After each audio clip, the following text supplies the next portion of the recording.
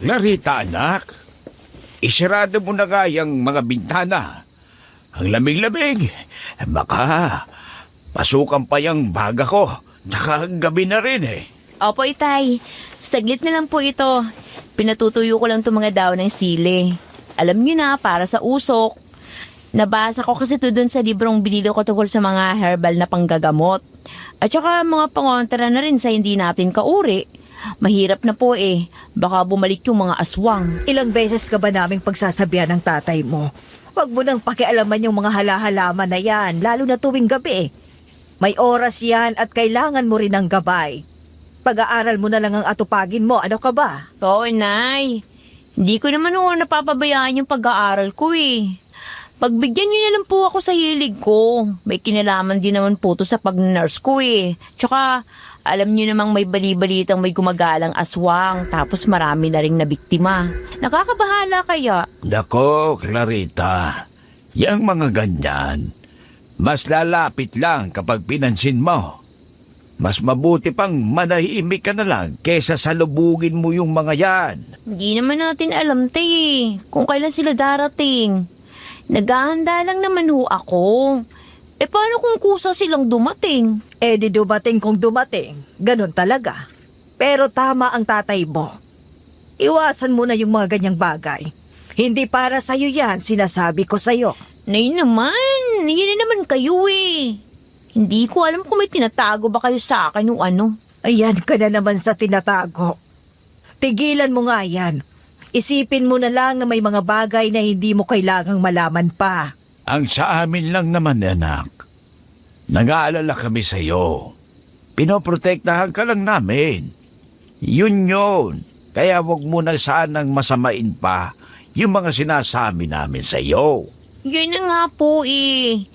Itong ginagawa ko naman, bilang protection nga sa atin to, kung sakaling may dumating o kaya hindi natin inaasahan.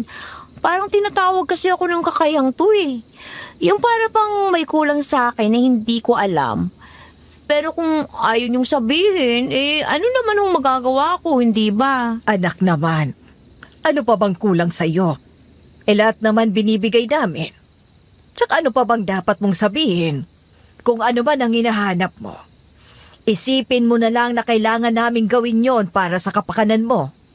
Piliin mo na lang na mabuhay ng simple, anak. Yung malayo sa kadiliman. Gaya ng ginawa namin ng nanay mo. Pero Nay, Tay. Ay nako, makulit ka talagang bata ka.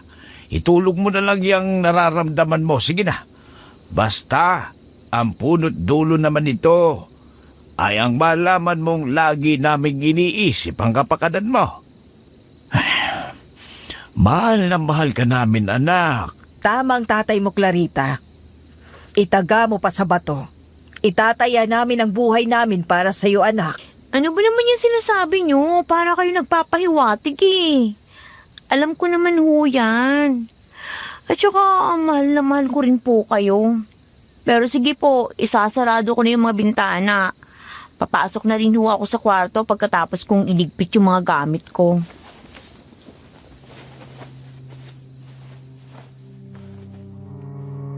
Magkahiwalay kami ng kwarto ng mga magulang ko. Madali naman akong nakatulog, pero biglang may nangyari sa akin.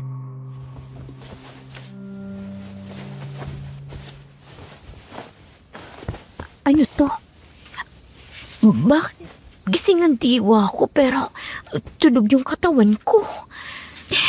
Binabangungot ba ako? Ano ba to? Tamang-tama. Ikaw na nga ang hinahanap ko, Clarita. Ikaw ang magbubunga ng walang hanggang kapangyarihan. Kaya huwag ka nang pumalagpak. Sino ka? Ano ginagawa mo sa akin? Tsaka, paano mo nalaman ang pangalan ko? Bakit?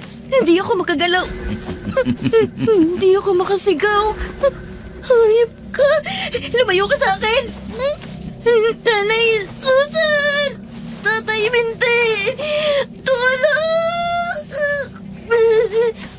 Bakit walang lumalabas na boses? Hayop ka! Wala ka nang magagawa pa, Clarita. Nakatakda itong mangyari. Kaya tanggapin mo na lang. Sinadya kong walang makarinig sa'yo hanggang sa matapos ako. At malapit na.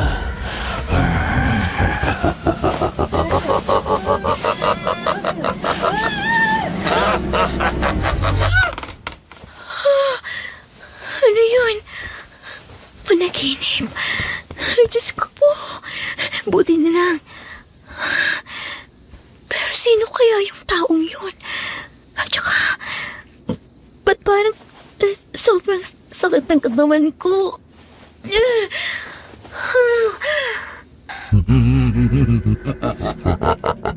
Anong tao? Ako ang hari ng aswang, Clarita.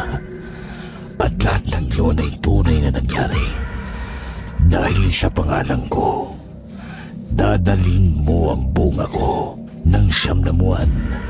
At buwat nun, babalikan kita pagkatapos ng 7 taon. Ano sinasabi mo?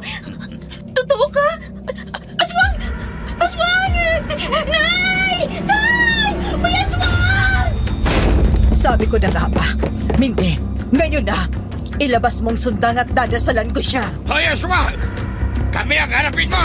Galanas Basaro ng taas, sa Mildikali Kabab. Akala niyo ba? Gagana sa akin ang armas at pipitsuging orasyon na yan sa isang haring aswang na katulad ko. Naihibang na ata kayo. Lalo na ikaw, Susan, na retiradong manggagamot. Retiradong manggagamot? Nay, tay, may alam kayo? Sagaban lang kayo sa bubuing kong puno. Hindi na dapat kayo mabuhay pa. Kaya, papasdangin ko na kayo.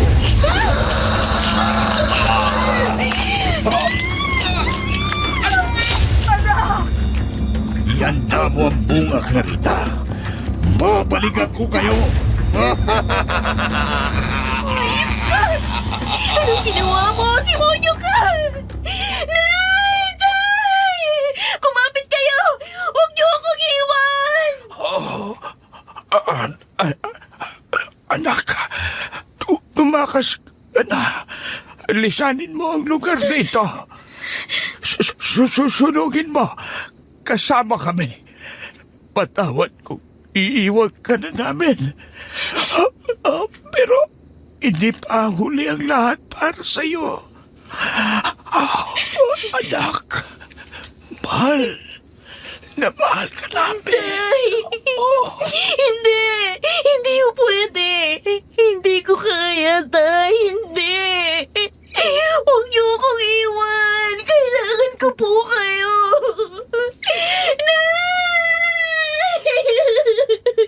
Clarita, anak, patawad kung nilihim ko sa iyo. Pero lahat ng yun ay para sa kapakanan mo. Hindi ko alam na aabot sa ganito.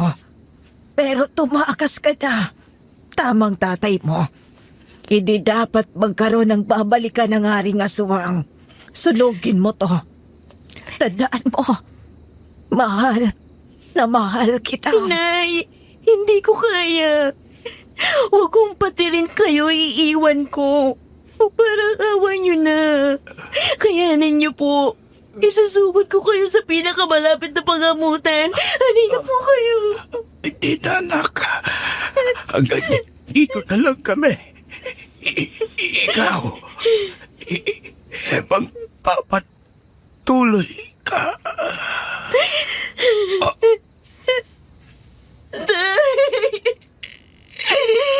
Mulat kayo, tay. Hindi ko alam kung paano magpapatuloy nang wala kayo. Parang awa niyo na. Iligtas mo ang sarili mo. Gagabayan ka namin lagi. Puntahan mo si... Nay! Hindi! Nanay! Tay! Huwag niyo akong iwan. Parang awa niyo na.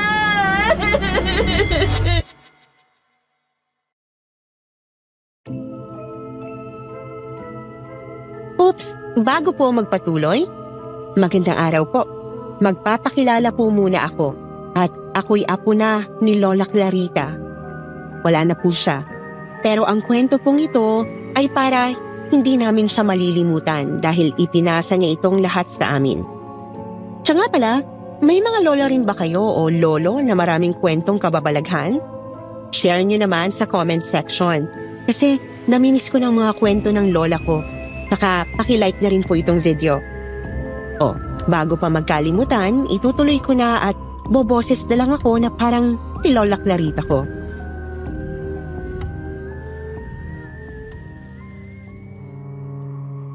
Tumakas akong humahagulgol noon matapos na sunugin ang bahay kasama ang mga bangkay ng magulang ko, gaya ng sinabi nila. Basta kumaripas ako habang walang tao. Hindi ko na alam kung nasan ako hanggang sa mapasok ako sa masukal na daan. Masakit na ang mga paa ko, ang binti ko, ang buo kong katawan. May dugo pang tumutulo sa hita ko pero dumiretso ako hanggang sa tuluyan akong bumagsak at nawala ng malay. Nagising na lang ako dahil sa isang malumanay na boses.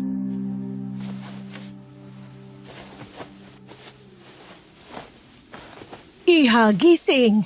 Hoy, teka lang, gumising ka. Madaling araw na. Hindi kita kaakayanin buhatin mag-isa. Gumising ka! Teka, nasan ako? Sino ka? Aswang ka ba? Lumayo ka! Lumayo ka! Huwag mo na ako idakay! Hindi, Iha. Hindi ako aswang. Kumalma ka. Tao ako. Natagpuan lang kitang balisang kumakaripas, kaya sinundan kita hanggang sa natumba ka. Kaya ginising naman kita ngayon. Ano bang nangyari sa'yo? Hindi ko kayo aswang. Salamat. Akala ko mababaliwala ang sakripisyo ng mga hayop yung demonyo yun. Si Nana. Anong gagawin ko? Saan ako pupunta ngayon? Teka, Iha. Kung hindi mo kayang ikwento ang nangyari, hindi na kita pipilitin. Kalma ka lang muna. Huminga ka muna. Medyo mainit ka rin eh. Tamang-tama, namitas ako ng mga halamang gamot. Nguyain mo tong talbos ng bayabas, dali.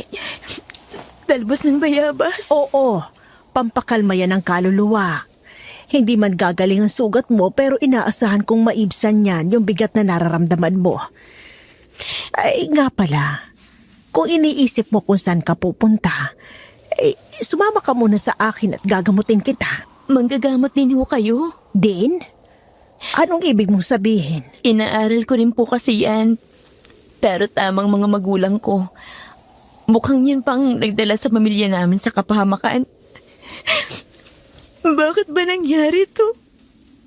Sana ako na lang ang nawala.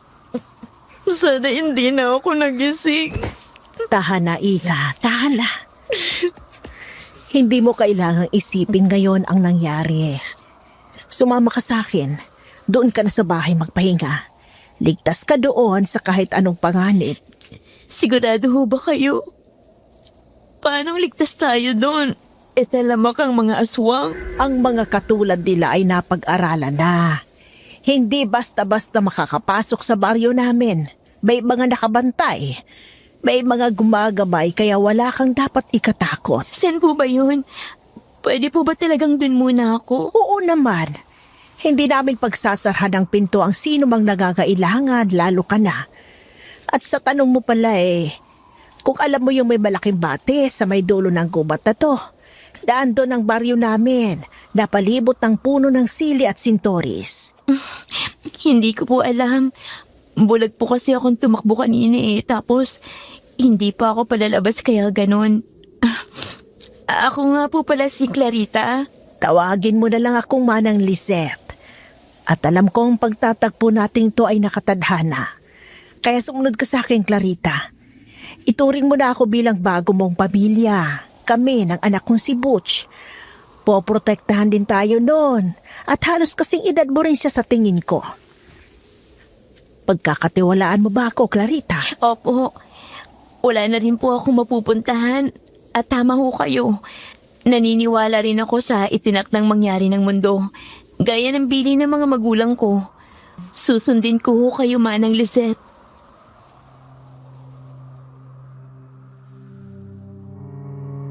Tila ba himalang nakaramdam ako ng pagkagaan kahit kagagaling lang sa pagdadalamhati sa namayapa kong mga magulang. Basta hindi ko maipaliwanag pero naging kasundo ko naman sila. Kalaunan mga ilang araw buhat nang lumipat ako, umayos ang pakiramdam ko hanggang sa bigla akong nakaramdam ng pagkahilo.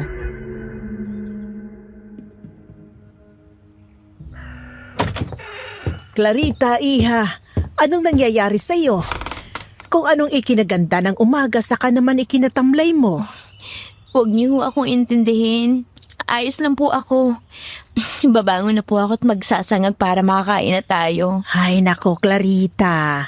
Pagpahingahin mo ang sarili mo. Huwag mo isiping obligado ka rito sa mga bagay-bagay, ha? Nabumutla ka rin, oh. Pero nakakahiya naman Ay po ano ka eh. pa? Hindi mo kailangang mahiya. Hindi naman kita kinupko para maging katulong namin. Sabi ko naman sa iyo mula ngayon, kami na ang pamilya mo. Ituring mo to bilang bahay mo na rin. Wala namang problema yon. Teka, dyan ka lang. Ikukuha kita ng tsaa para naman medyo guminhawa ang pakiramdam mo. Sige po, Nang Lisette. Salamat po. Oh, eto. Inumin mo muna.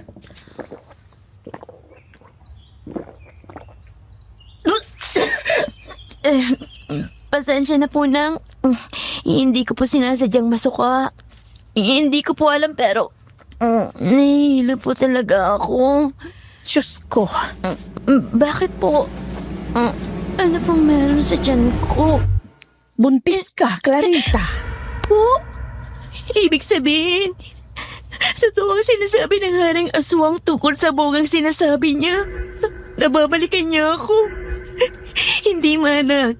Hindi pwedeng mangyari yun. Sa panaginip niya ako. Hindi. Hindi pwedeng mabuhay ito kung gano'n. Clarita, teka, huminahon ka. Ay, ano ba talagang nangyari? Handa ka na bang magkwento? Di ko kasi alam kung ano ba talagang nangyari. Binangungot lang po ako noon. Tapos hinalay ako ng isang lalaki sa panaginip na yun. Tapos akala ko po, panaginip ang lahat. Pero pagkagising ko, nagpakita siya at sinabi niyang tunay na nangyari ang panaginip ko. At doon na siya nagsimulang magbigay ng babala at inatake niya ang mga magulang ko. Manang, hindi. Hindi pwedeng mabuntis ako. Hindi yun totoo. Si Dario, Oh, Butch, ang Haring Aswang ang tinutukoy niya. patawad Rita. Pero masyado siyang makapangyarihan. Kaya hindi malabong mangyari yon. Baka nga anak ng aswang ang nasa sinapupunan mo. Pero bakit ikaw ang pinili niya? Hindi! Manang, anong gagawin ko? Hindi pwedeng mabuhay ito. Ayoko magsilang ng anak ng dilim, ng anak ng demonyo. Clarita, anak, huminahon ka. Naiintindihan kong nararamdaman mo, pero hindi tayo pwede magpadalos-dalos. Pero Manang, pasensya na o. Pero hindi niyo ako naiintindihan. Wala kayo nung gabing pinilit ako ng demonyong yun. Hindi niyo alam kung paano niya ako pinahirapan. Kung paano pinatay ang mga magulang ko sa harap ko. Kung paano niyo ako tinakot at inapi. Hindi niyo alam ang pakiramdam na yun. Maaari ngang hindi kasing bigat ng naramdaman mo ang naramdaman ko. Pero sinasabi ko sa iyo, Clarita, pinagdaanan ko rin yan. Paano pinagdaanan niyo rin, Nang? May isang gabi rin pinagsamantalahan ako. Pero hindi siya isang halimaw. Isang taong kriminal na parang masahol na rin sa hayop. Wala akong kalaban-laban noon. Pero pinagpatuloy ko ang buhay ko. Kaya isinilang ko si Butch. Nay, At si Butch, alam mo naman mandirigma na siya ngayon na lumalaban sa mga aswang. Lumaki siyang malayo sa hayop na yon at hindi ko siya itinuturing na ama ng anak ko. Ako ang nagluwal at nagpalaki rito. Kaya binago ko siya at siniguradong maging mabuting tao. Pero tao pa rin si Butch, Manang. Pero ang nasa sinapupunan ko, siguradong may lahing aswang.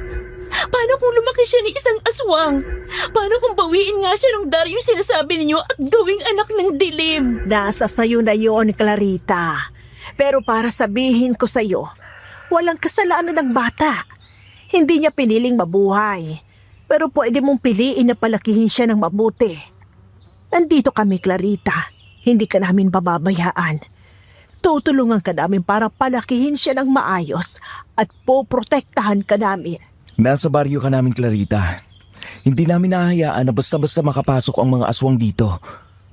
Tsaka, sa tinagal-tagal naman, hindi pa sila naglalakas loob na sadyain ito. Tama si inay. Puprotektahan kita. Kayo ng anak mo. Hindi ko alam. Hindi ko na alam. Butch, Manang. Naguguluhan po ako sa mga nangyayari. Hindi ko alam kung anong dapat kong gawin. Isipin mo lang, Clarita, na lahat ng ito ay may dahilan. Pagsubok na kailangan mong lampasan at ikaw lang dapat ang makakasagot. Kung buhay o kamatayan ang ibibigay mo para sa kanya.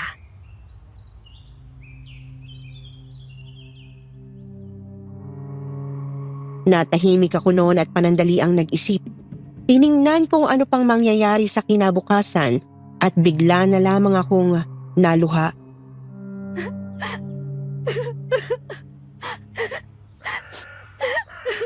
Oh, Iha. Bakit bigla ka na naman umiyak? Anong nangyari? Tama ho kayo. Bigla kong naisip ang buhay na naghihintay. At ako ang may hawak nun. Hindi ko pagkakaitan ng biyayang ito. At lalong hindi ko ituturing bilang kamalasan. Yan ang sagot na hinihintay ko, Clarita. Hindi madali, pero tandaan mong hindi ka nag-iisa. Nandito lang kami, Clarita. Nandito lang kami. Salamat, Butch. Maraming salamat, Manang Lisel, sa pagtanggap niyo sa akin dito. Kahit hindi niyo ako kaano-ano. Sabi ko naman sa'yo, may dahilan ang lahat ng ito. At pagbubutihin ko po ang pagtira ko dito.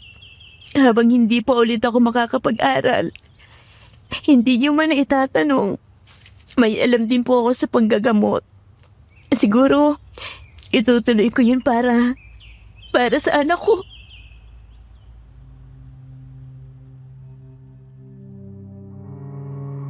Naging tahimik ang buhay namin ni Manang Lizeth, Butch at ng anak kong pinangalanan kong Carlo sa loob ng baryo.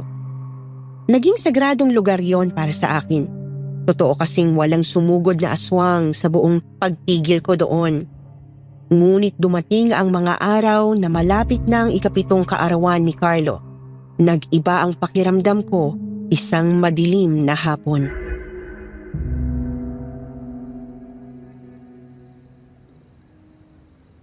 Mapait ang panahon.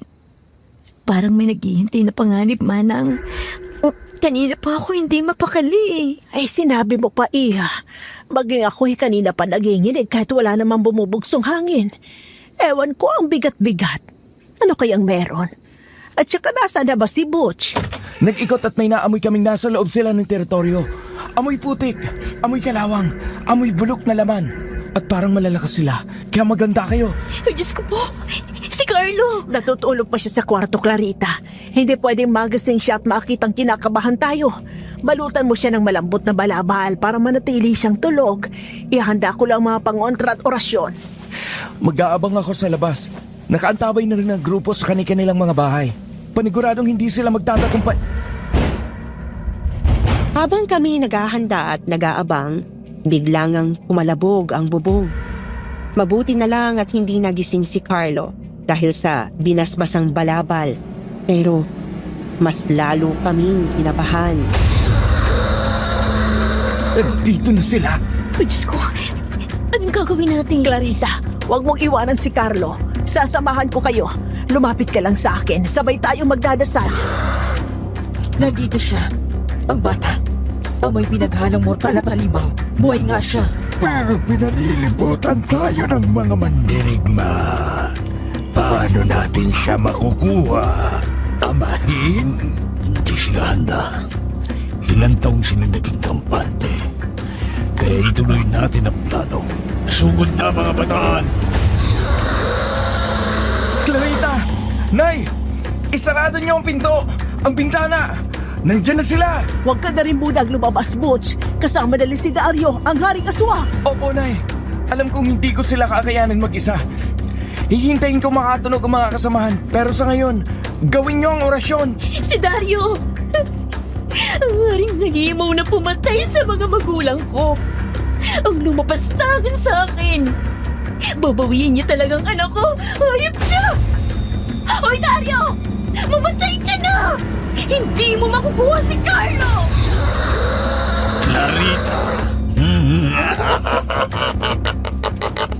Hindi ka pa rin nagbabago. Napakabango talaga ng amoy mo. Sumisibol na ang bunga ko. Kaya nararapat lang na ibalik mo siya sa akin. Naging tulay ka lang. Demonyo ka talaga! Papatayin kita, hayop ka! Clarita, humidahon ka. Hindi kailangang dahas ang paraan. Tandaan mo, tungkulin mo. Tulungan mo akong banggitin ang orasyon at hayaan mo sina Butch ang lumaban. Nandito na sila, Nay! Lalabas ako, pero dyan lang kayo. Nandito na ang mga mandirigma. Anong gagawin natin, Amahing Dario? Ano ba? Hindi labanan niyo sila. Ako nang bahala sa bata. Hindi nila kakayanin ang kapangyarihan ko. Huwag lakas ng loob nyo! Kung hinahanap niyong kamatayan nyo, pwestiyon ang ibibigay namin sa inyo! Kayo ang pumasok sa aming patibong. Hindi na kayo makakalabas pa ng buhay! Nagkaroon ng labanan at kahit dadalawa lang ang lumalabang aswang, marami pa rin ang nasugatan sa mandirigma. Samantala, hinusubukan ni Daryong lumagpas pero may pumipigil sa kanya. Ano ito? Bakit hindi ako makalagpas? Akala niyo ba may ililigtas kayo ng proteksyon ninyo? Baka nakakalimutan niyong hari ako ng mga aswang. Pwes, subukan mo, Dario. Pinagsama-samang dasal yan ng mga mandirigma at nagdaan pang mga manggagamot. Hindi ka basta-basta makakalusot. At unti-unti na rin nanghihina ang mga kasamahan mo. Sa ngalan ng liwanag, buksain ang dilim. Sa ngalan ng liwanag, buksain ang dilim. Anong nangyayari? Hindi na ako makalaban! Mga kasama! Sugod! Sugod! Hihina na rin ako, Mahin! Tulong! Dito ang muli, Clarita. Babawiin ko ang anak ko. Hahabulin ko kayo kahit saang lupot. Hindi ko kayo tatantanan hanggang sa tumungtong siya sa nakatakdang 7 taon.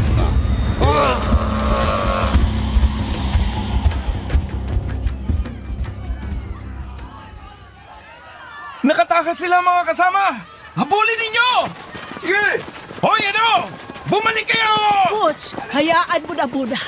Ang mga alagad lang ni Dario ang naapektuhan kaya napilitan silang umalis. Pero totoong makapangyarihan ng haring aswang. Makakaganti rin ako sa halimaw na yon. Pero sa ngayon, mabuti na lang at gumaan ang hangin. Salamat sa inyo, Butch. Wala yon. Kayo rin naman ng nanay ang dahilan kung ba't sila nakaalis. Pero hindi tayo pwedeng pakampante. Babalikan nila tayo, panigurado. Pero ayos lang ba kayo? Si Carlo. Ayos lang. Mahimbing siya dahil sa balabal. Pero tama ka. Siguradong hindi ito ang huli. At patawad, dahil dinala ko sa inyong kalbaryo ng haring aswang. Ako ang dahilan ng lahat ng ito. Hindi mo kailangang sisihin ang sarili mo. Inasahan na ito gaya ng kunwento mo noon, kaya nakahanda kaming tumulong. Pero kailangan na rin nating umalis sa ngayon. Teka, gagamutin ko muna ang ilan sa mandirigma. Diyan muna kayo. Anong sinasabi mo, Butch? Bakit kailangan nating umalis? Nasira ang proteksyon. Dahil sa kapangyarihan ni Dario, humihina na rin kahit ang proteksyon sa mga bahay. Kailangan nating lumipat sa mas ligtas at kailangang matanggal ang sumpa. Sumpa? Hindi mo ba narinig ang sinabi ni Dario, Clarita? Nakatakdang bawiin niya ang anak mo. Dahil mahalaga para sa mga aswang ang 7 gulang. Lalo na sa mga magiging aswang kung hindi ako nagkakamali. Hindi pa ako sigurado pero matindi ang sumpa kay Carlo. Kaya kailangan natin ng tulong. Saan naman natin kukuhanin yun, Butch? Hindi ko na alam. Bakit ba nangyayari to? Isa rin yan sa masasagot. Kung bakit ba ikaw ang nabiktima ni Dario. At makukuha natin yun mula sa espiritual na guro, ang dating kapitan ng baryo. Lumipat na siya sa isang purok ng matatandang albularyo pero madali lang natin siyang makikita. Si Ka Jojo, siya ang sasagot sa lahat. Isasama natin si nanay at bukas sa bukas, maglalakbay tayo, Clarita. Salamat talaga, Butch, ha? Hindi ko alam kung bakit mo ginagawa to. Pero maraming salamat sa iyo. Hindi mo kailangang magpasalamat, Clarita. Obligasyon ko yan bilang tumatayong padre de pamilya sa bahay na to. Kaya hindi ko kayo pababayaan.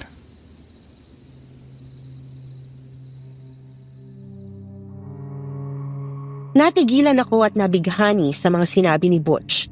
Pero imbis na isipin yon, ay naghanda na lang ako para sa paglalakbay. Kinabukasan nagsimula kami pataas sa kabundukan na sinasabing pinatatayuan ng purok ni Ka Jojo. At sa pagdating namin doon, mukhang inaabangan na talaga niya kami.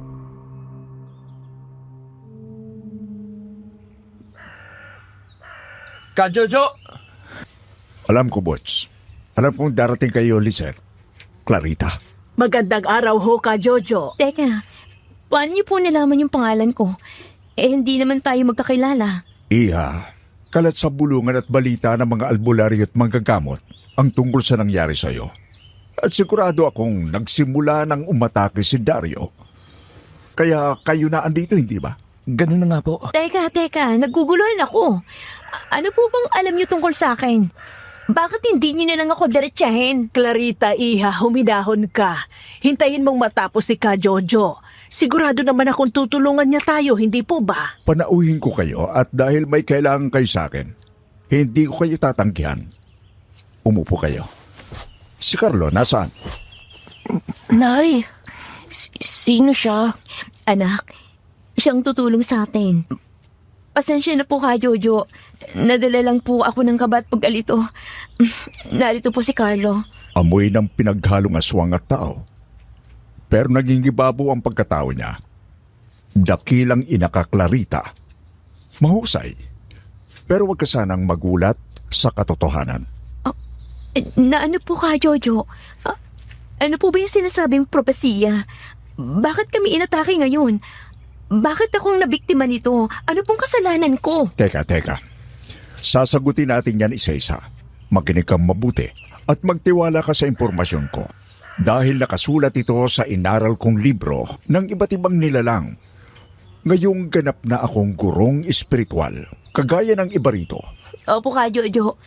Makikinig po ako. Butch, pwede mo pakisamahan muna sa labas si Carlo. Ayaw kong malaman yung lahat na ito sa murang edad pa lamang. Sige, Rita. Halika, Carlo. Maglalaro muna tayo sa labas. Sige po. Abulan po tayo. Sige na po, Ka Jojo. Handa na ako.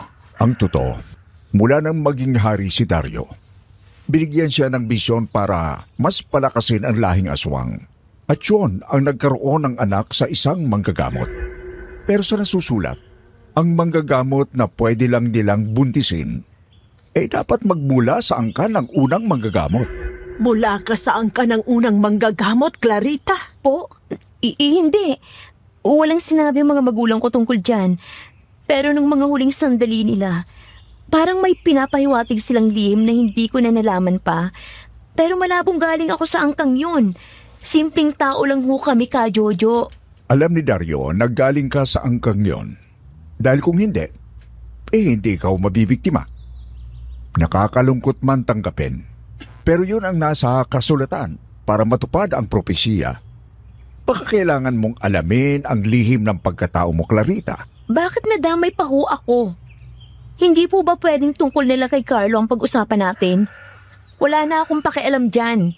Gusto ko nilang malaman kung bakit kami inatake at kung paano tatapusin ang sumpang ito. Konektado kasi mula sa pagkatao mo ang mga nangyayari, Clarita. Ang naging anak nyo ni Dario ang tinuturing na pagkukunan ng walang hanggang lakas ng kadiliman. Kaya inaangkin siya nito dahil malapit na ang 7 taon ni Carlong nabubuhay. Misyon ni Dario na hulmahin siya bilang ganap na aswang. Pero hindi niyo pwedeng gawin yun. Ako ang nagluwal at nagpalaki sa anak ko. Hindi ko siya itinuturing na ama. Mali ang propesiya niyo. Hindi niya ito pwedeng agawin. Hindi ito mali, Clarita. Hindi! Hindi! Clarita, anak, kalma lang. Totoo ang lahat ng ito. Pero hindi ibig sabihin kailangan ang matupad. Dahil may paraan para maalis ang sumpa. Ano ho yun? Anong kailangan kong gawin? Hindi isang sumpa ang maging kabilang sa angkan ng unang manggagamot. May kakaiba kang lakas ng albularyo, Clarita. Kailangan mo lang malaman ang pinagmulan mo. Dahil ikaw lang ang makakagapi sa Haring Aswang. Ang orasyon na manggagaling sa iyo ang makatatalo sa kanila. Basta't matapang ka at buo ang loob mo. Kakayanin ko po kayo, Jojo. Pero sinasabi niyo, hindi pa rin ako makapaniwala. Paano ko malalaman ang tungkol sa pagkatao ngayong patay ng pamilya ko? Paano ako magiging ganap na malakas na manggagamot? Patawad, Clarita. Pero ikinalulungkot kong sabihin, hindi ko nahawak ang impormasyong yan. Pero may kilala akong makatutulong sa iyo. Ang manggagamot na dating tumutulong sa grupo naming mandirigma. Boots, halika rito. Kajojo? Si Inang Kaka. Kilala mo siya, hindi ba? Opo, Kajojo. Kaka? Oo nga pala, si Inang Kaka. Nagpakilala siyang bula siya sa angka ng unang manggagamot. Siguradong may alam siya sa pagkakakilanlan mo, Clarita. Kaka? Naalala ko na. Yan ang pinahanap sa akin ni Inay sa huling sandali niya. Tama kayo, Ka Jojo. Siya ang nakatagdang tumulong sa akin. Maraming salamat po. Busila kang espiritu mo, Iha. Kaya umaayon sa iyo ang kapalaran. Lahat ng ito ay may dahilan. Kung paanong nilapit ka kina Lisette, ngayon namay sa akin. Humayo ka at balikan mo ako pagkatapos ng lahat ng ito. Baka kailanganin mo pa ang tulong ko sa huli. Boots, patuloy mo silang protektahan, ha? Opo, Kajojo. Maraming salamat po talaga. O siya, mahaba pa ang nilakbay nyo. Magpahinga muna kayo rito bago tuluyang umalis. Halika, kumain muna tayo.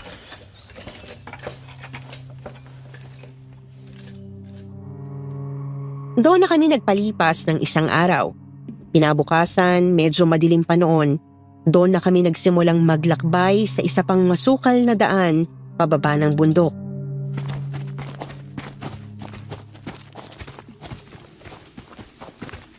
Sigurado ka ba, Butch? Tama tong daan na to. Ang lagu-lago ng mga halaman.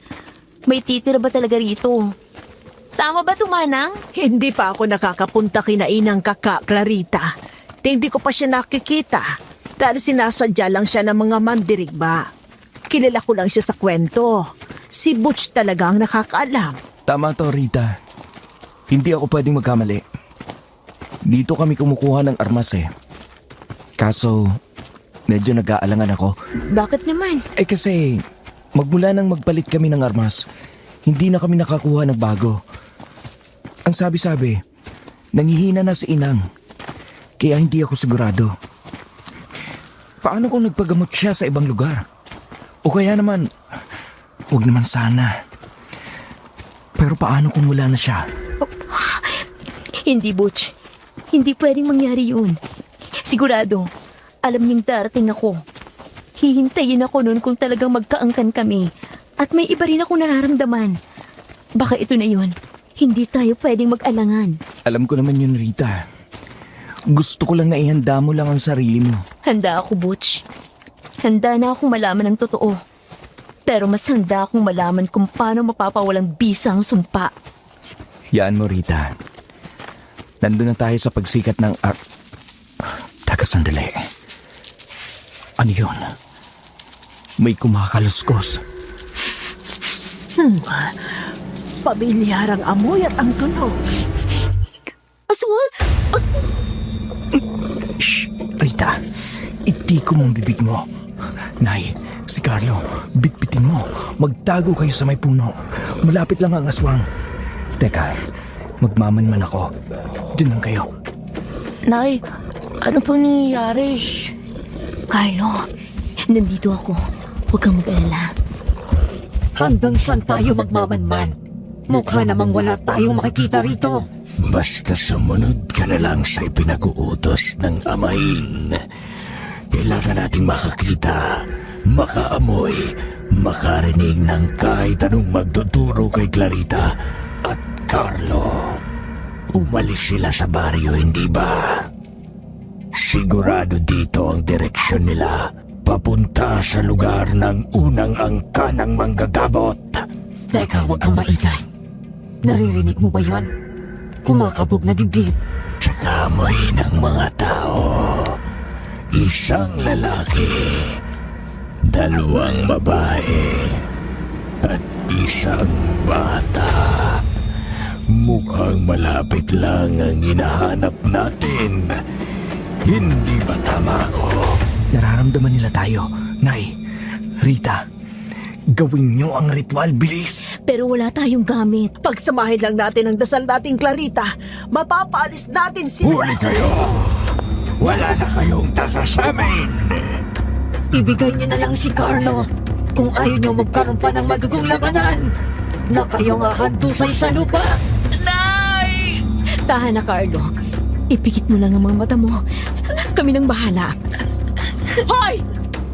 Anong kami ang hahantusay? Hindi kami natatakot sa inyo! Dadaan muna kayo sa akin at sa ako bago niyo marating si Carlo. Yan palang gusto niyo, ha? Pwes, di na natin sa doon! Clarita, sabayan mo ako.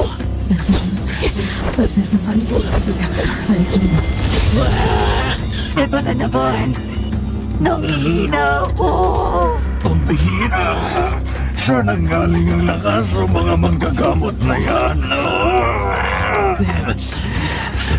Wala tayo magagawa. Kailangan nating umatras. Wala ang amahin para iligtas tayo ngayon. Tayo na!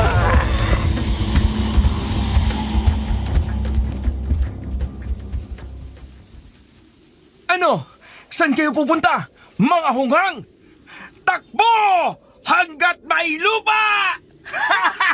Anak, tama na. Naitaboy na natin sila.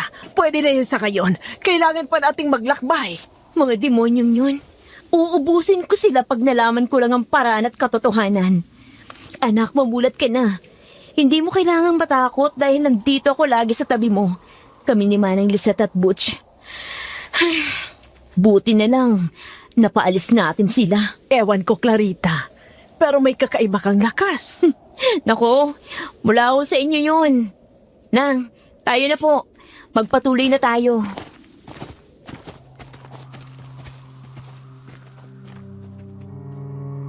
Sandali pa kaming naglakad at magaang na nakatingin sa amin ang mga residente doon. Nang ituro ang tirahan ni Inang Kaka, napunta kami sa isang bahay na nakapaloob sa puno. Kubo na maraming palamuti sa labas at bukas ang looban. Kaya pumasok na lamang kami. Doon namin nakitang nakahiga si Inang Kaka at medyo mahina na nga.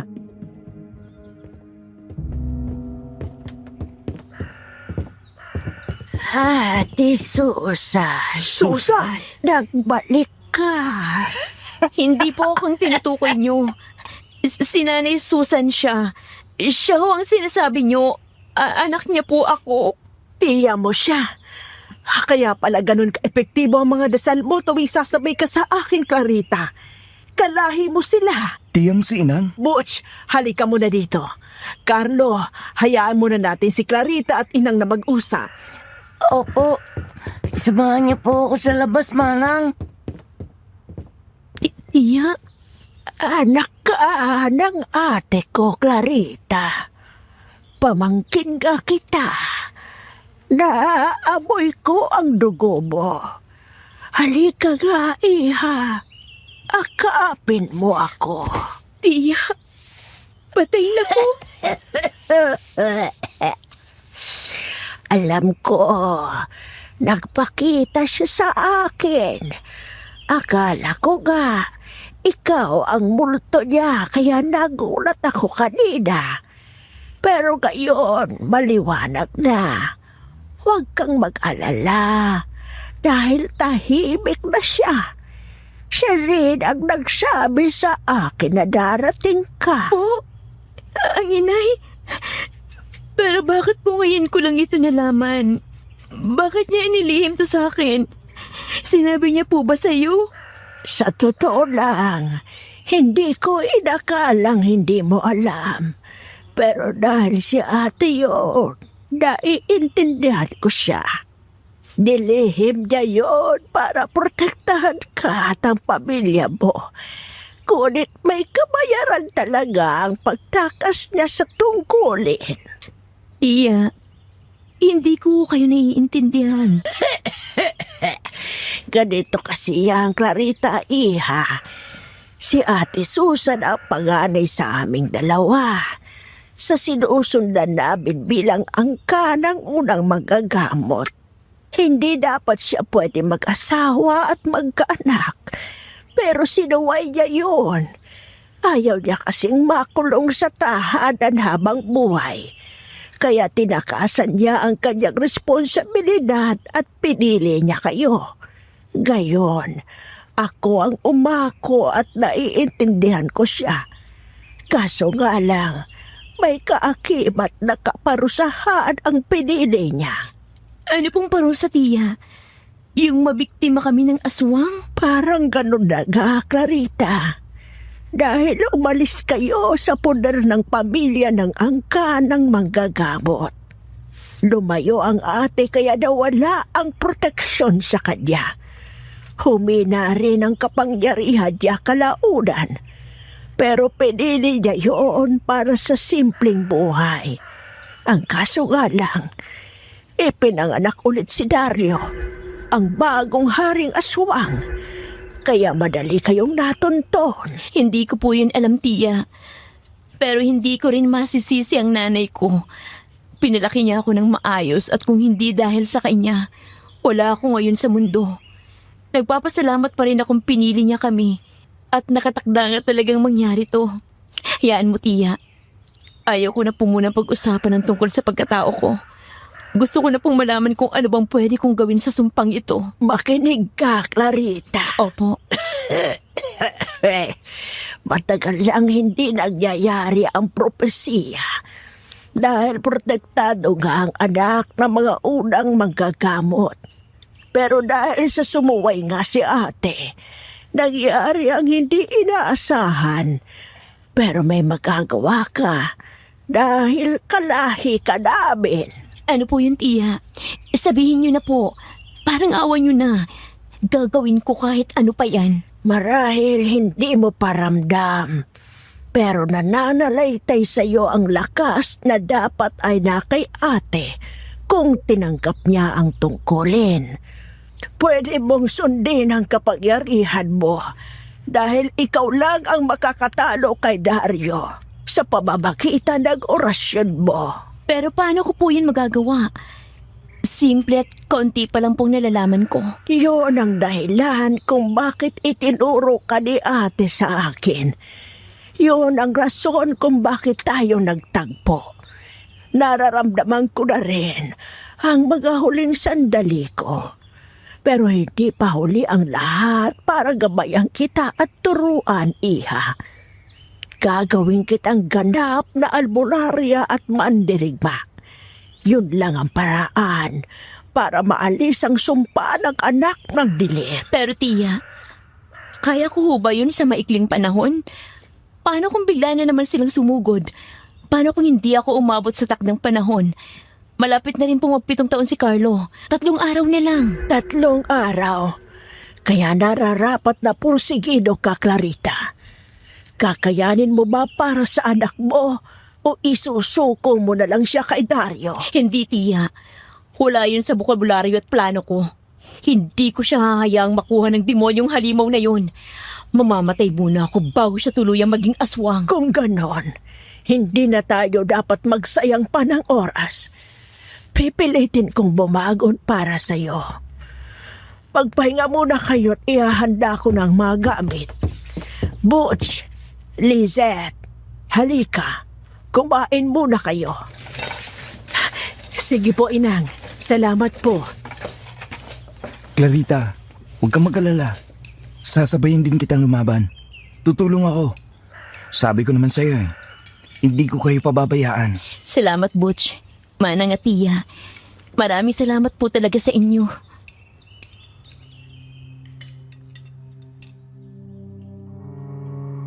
Mabilis kaming kumain at pinatulog ko rin si Carlo pagkatapos nun. Mabuti na lang at tahimik siyang bata. Mahilig matulog pero alam ko nang hindi talaga siya normal, lalo na noong mga araw na yon. Kaya lalo akong nagpursige at doon na nagsimula ang pag-iensayo ko.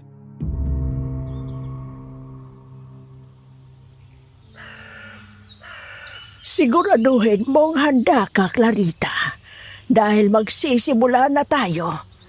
Ipaparanas ko sa iyo ang bigat ng hangin, ng mga kaluluwang ligaw, hampas ng tunog at amoy. Sasauluhin mo rin ang ritual at iba pang gawain sa loob ng maikling oras. Handa ka na ba? Opo, tiya. Handang-handa na. Kung ganon, sumama ka sa akin sa ilalim ng puno. Umupo ka sa lupa at pumikit. Tandaan mong hindi ka pwedeng mumulat. Lagpasan mo ang mga kaluluwang ligaw, Clarita. Dahil bubuksan ko sa mas malawak na paraan ang ikatlong mata mo. Sige po, tiya. Nakapikit na ako. Buksan para sa liwanag. Sino ka... Hindi ako makahinga, tiya.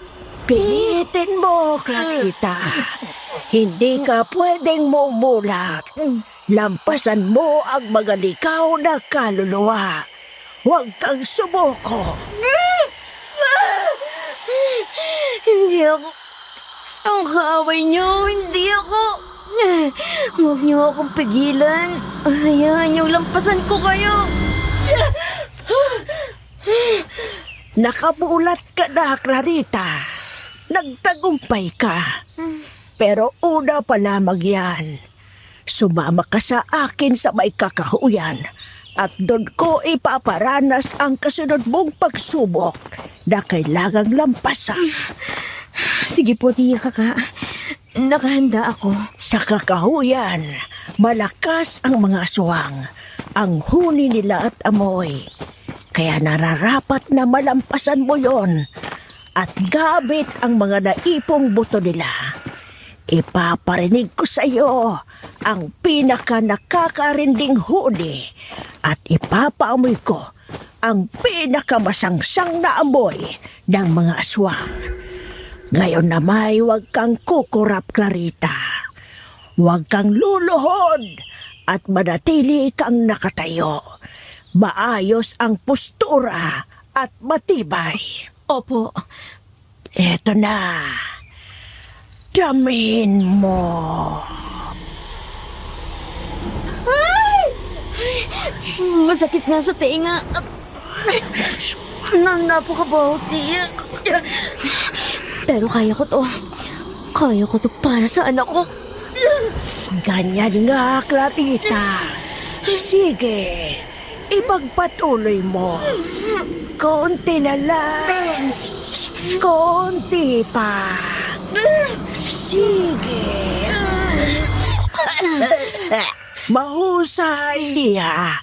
Dasayo nga ang dugo ng ating angkan. Ipagpatuloy mo yan. Pero hindi pa dyan natatapos. At patawad, pero hindi kita hahayaang magpahinga. Tumayo ka ulit, Clarita. May pupuntahan tayong malapit na burol. Opo. Sige, tiya. Andito na tayo. Maliit lang yan pero matarik. At kailangan mong tumapak sa tuktok. Doon ko ipaparamdam sa iyo ang mabigat na hangin.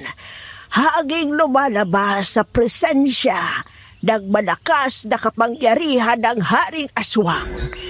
Kung matutumba ka, gugulong ka pababa ng burol, Clarita. Kaya pagbutihin mo. Ito na ang pinakamahirap na pagsubok na kailangan mong malampasan. Alam ko po yun, tiya. Sige po. Aakyat na ako. Sige, Clarita. Ayos na dyan. Tumayo ka ng tuwid. Opo. Ayos Dangin mo lang, anak ko.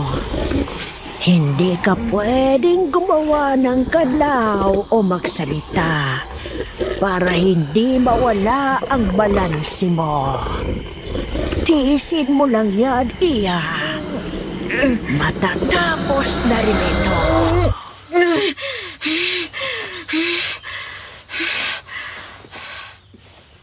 Clarita, pamangkin ko, matagumpay mong nalagpasan ang lahat. Kaya dadako na tayo sa sunod mong gagawin. Hindi na ito mabigat, pero kailangan mong paulit-ulitin. Nasundo mo na ang lakas ng kaluluwa mo, pero kailangan ding malakas ang kaalaman mo. Kaya uutusan kitang sauluhin ang ritual. Pero bago yon, inumin mo muna ang langis ng sinaunang albularyo bago tayo umuwi. Iinumin ko po. Bakit po? May karagdagang pampagaling yan. Mas mabisa at mabilis gumana. Kaya lunukin mo ng diretsyo at huwag mong iluluwa, ha? Sige po, tiya. Eto, ubusin mo ang isang baso ng diretsyo, ha? Sige po.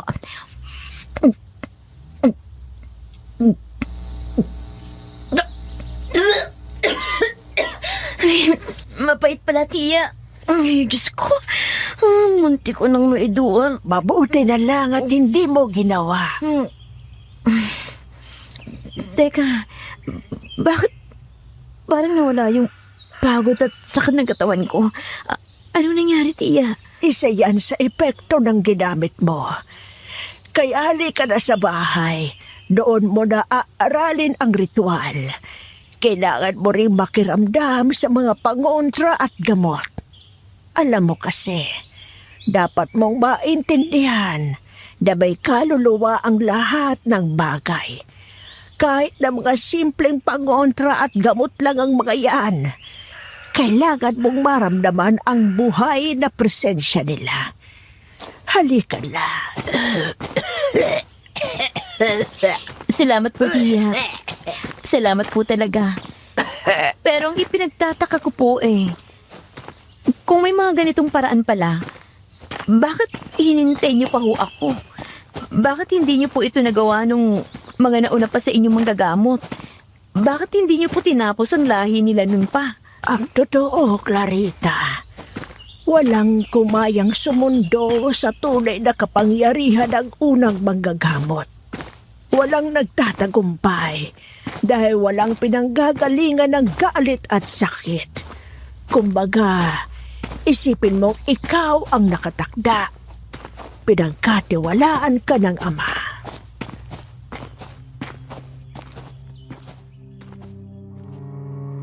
Naibsan ang pagkalito ko noon at dumiretso sa pagsasaulo ng ritual. Habang nakapaikot sa akin ang mga pangontra at halaman, misteryosong tila ba naririnig ko nga ang mga paghinga nila. Kaya naging magaan ang gawain. Kaya naman madali ko ring nasa ulo ang ritual na ikinatuwa ng aking tiya. Pagkatapos, ipinadala niya ako para sa susunod na pag-iensayo.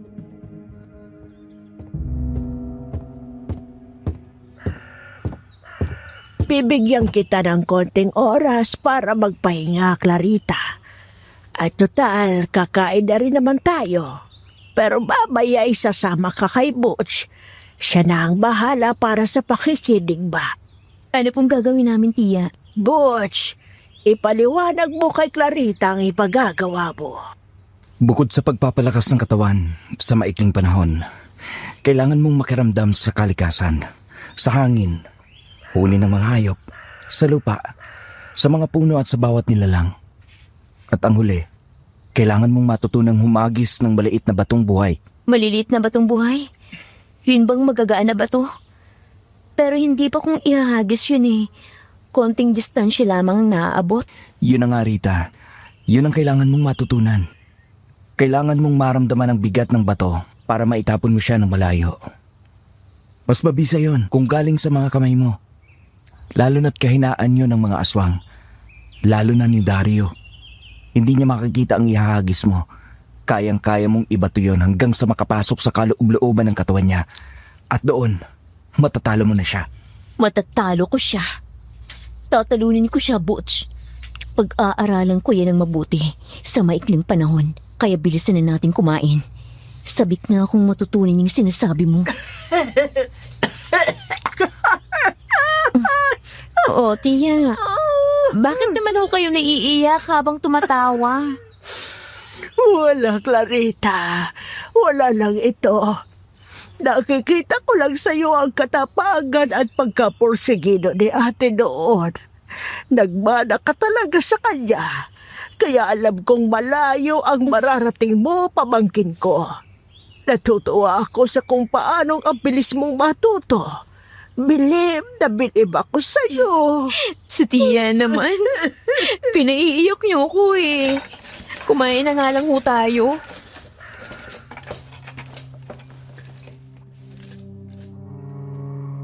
Naiwan sina Tia Kaka at Manang Lizeth sa pag-aalaga kay Carlo na nooy hindi pa rin talaga mapakali. Pumunta naman kami ni Butch sa kabilang bahagi ng kakahuyan.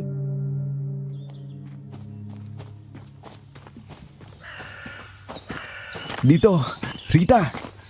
Maraming puno, maraming ibon, at may ilang hayop sa malapit. Samahan mo kong umupo sa ilalim ng puno. Hawakan mong kamay ko at damhin natin ang kalikasan. Ang sarap sa pakiramdam, Butch. Para ako nakalutang. Ganyan nga.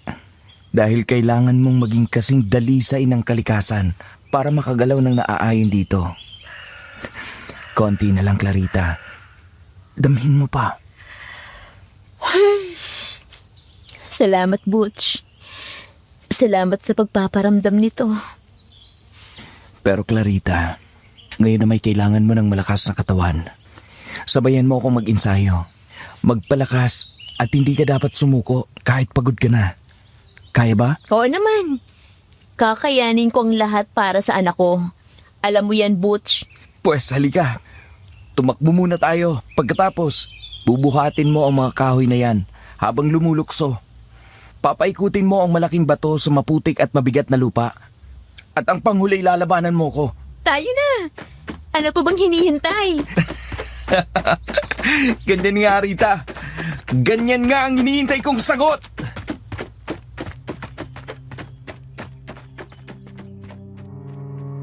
Hindi naging madali ang pagpapalakas ng katawan pero hinaya ko. Hingal na hingal ako nang matapos kami ni Butch. Pero hindi pa doon nagtatapos ang pag-iensayo.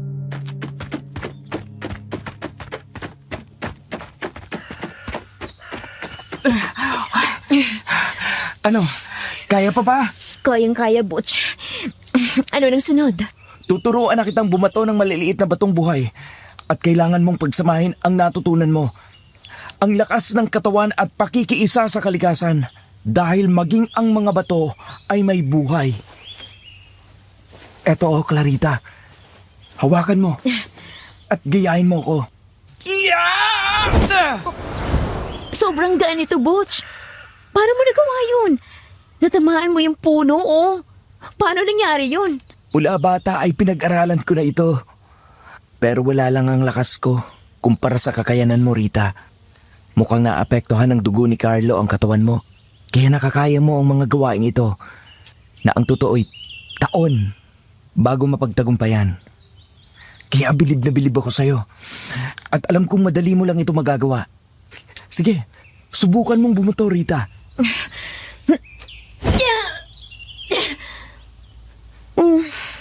Bakit ganun?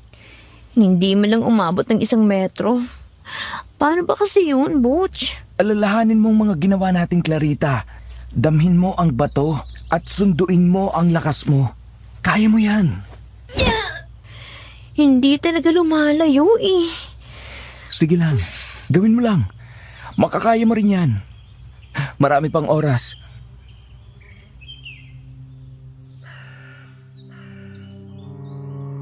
Pinaulit-ulit ko yon hanggang sa may bagay akong napagtanto.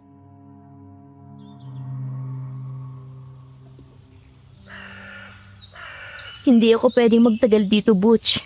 Kailangan ko makahanap ng paraan para mapabilis ito. May paraan ba para makinig ang mga bato at tulungan nila akong ihagis sila? Manggagamot ka lang talaga. Bakit? Ang totoo kasi, may bulong yung binato ko kanina. Hinintay ko lang na ikaw mismo ang makapansin. Dahil alam kong kapag sa'yo nang galing ang bulong, mas magiging mabisa ang mga bato. At napansin mo nga, Clarita. Sinabi ko naman sa'yo buhay ang mga bato, kaya pakikinggan ka nila. Subukan mo. Mga batong buhay, tulungin niyo ako. Parang awa niyo na. Kaya niyong ihagis ko kayo para sa anak ko at sa buhay na malalagas pa ng mga demonyo. Kaya mong maging daan ko kayo.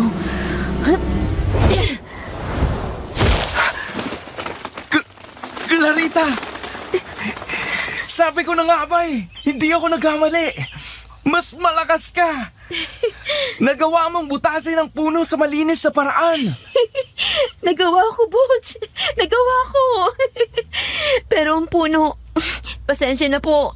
Gagamutin ko kayo. Grabe ang kapangyarihan mo. Mag-ensayo ka lang. At siguradong magtatagumpay tayo, Rita.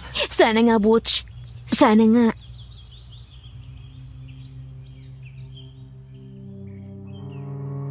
Madilim na nang matapos ang pag-iensayo at maaga akong nagpahinga kinagabihan.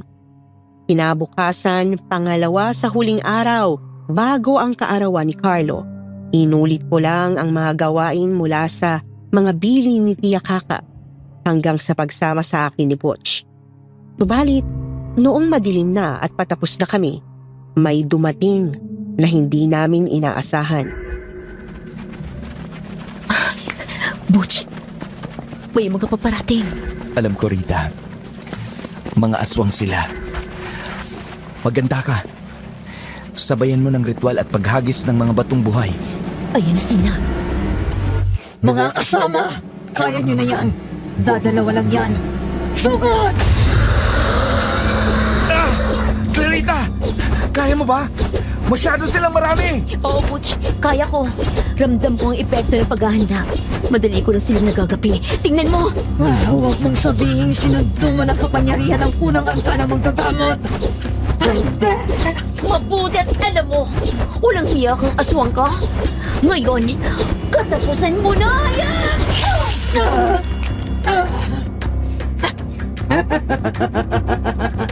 Hayop ka!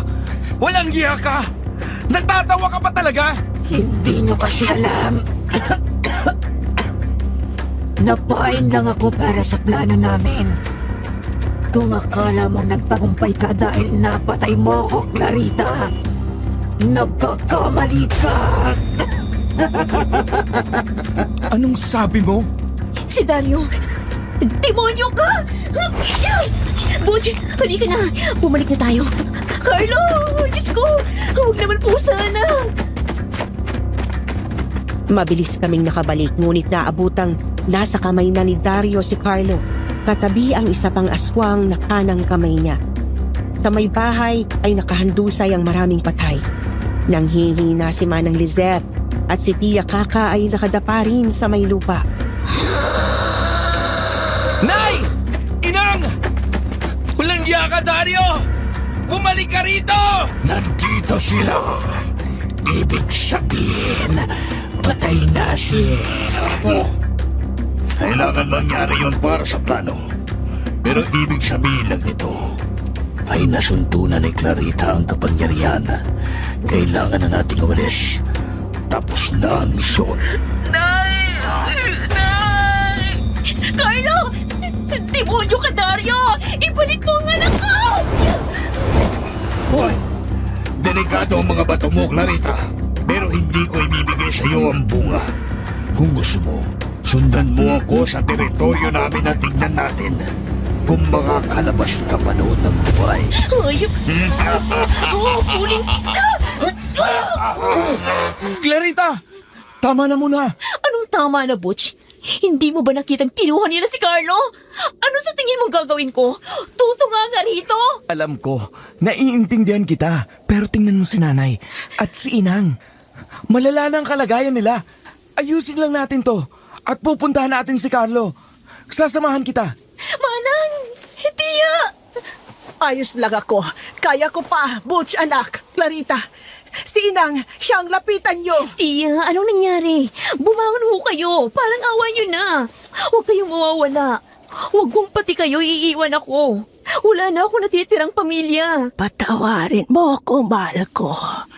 Hindi ko nagawang may ligtas si Carlo. Hindi ko kinaya ang kapangyarihan ni Dario. Patawad. Hindi ko inakalang mapapasok niya ang teritoryo. Pero marahil, dahil sa naghihina na ako, kaya nawawalan na rin ang bisa ang protection. Pero hindi pa naman po ito ang huli, hindi ba? Huwag niyo po sisiyan ang sarili niyo. Kasalanan ko rin na nagpakampante ako. Pero babangon ho kayo, hindi ba? Tutulungan niyo pa po akong bawiin si Carlo. Iha, ramdam ko na ang maghahuling hininga ko. Ang natitirang kapangyarihan ko na lang ang nagbibigay sa akin ng boses. Pero alam kong handa ka na. Naniniwala akong mababawi mo si Carlo at matatalo mo si Dario. Bilib ako sa tapang at dedikasyon mo. Mahal na mahal kita. Mahal din po kita, Tiya. Pero wag niyo po akong iwan. Parang awa niyo na. Kailangan ko kayo. Wala na po akong pamilya. Parang awa niyo na po, Tiya. Si Lisette, si Butch, si Carlo. Nakikita ko kayo bilang masayang pamilya. Alam kong hindi ka mag-iisa. At tulay lang ako, Clarita. Hanggang dito na lang talaga. Pero, Tiya... Hayaan mo na ako magpahinga, anak. Matagal na ako sa mundo. Imbes na magreklamo, yakapin mo na lang ako at ito na ang huling habilin ko sa'yo. Tiya... Tanggapin mo ang kwintas na ito na pinagpasapasahan ng ating lahi. May responsibilidad, pero alam kong magagampanan mo yan. At ikaw ang magbabago ng ating paraan. Mahal na mahal kita, anak. Salamat at natagpuan mo ako. Binigyan mo ng kasiyahan ang buhay kong matagal nang nalumbay. Tiya... Inang, Tiya! Ayop ko, Dario. Kinuha mo ang puri ko. Ang mga magulang ko. Ang anak ko. At ngayon naman, binawian mo ng buhay ang natitira kong kadugo. Susugurin na kita! Clarita, anak. Rita, teka! Teka! Huwag kang magpadala ng emosyon. Hindi mo sila kakayanan mag-isa. Huminahon ka muna. Huwag nating hahayaang mabaliwala ang sakripisyo ni Inang. Kailangan nating magplano. Kailangan nating magkasama bago tayo sumugod. Ayop siya! Demonyo siya! Halika muna sa loob. Magpakalma muna tayo, dali. Bukas sa bukas, babawiin natin si Carlo. Tatapusin natin si Dario.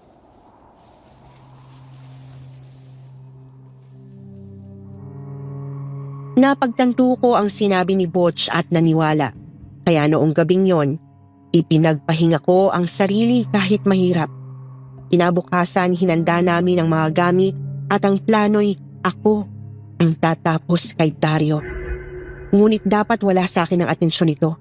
Kaya naman, dinaanan din namin ang baryo ng mga mandirigma para sa karagdagang tulong samantalang nagpaiwan na ang nanghihinang si Manang.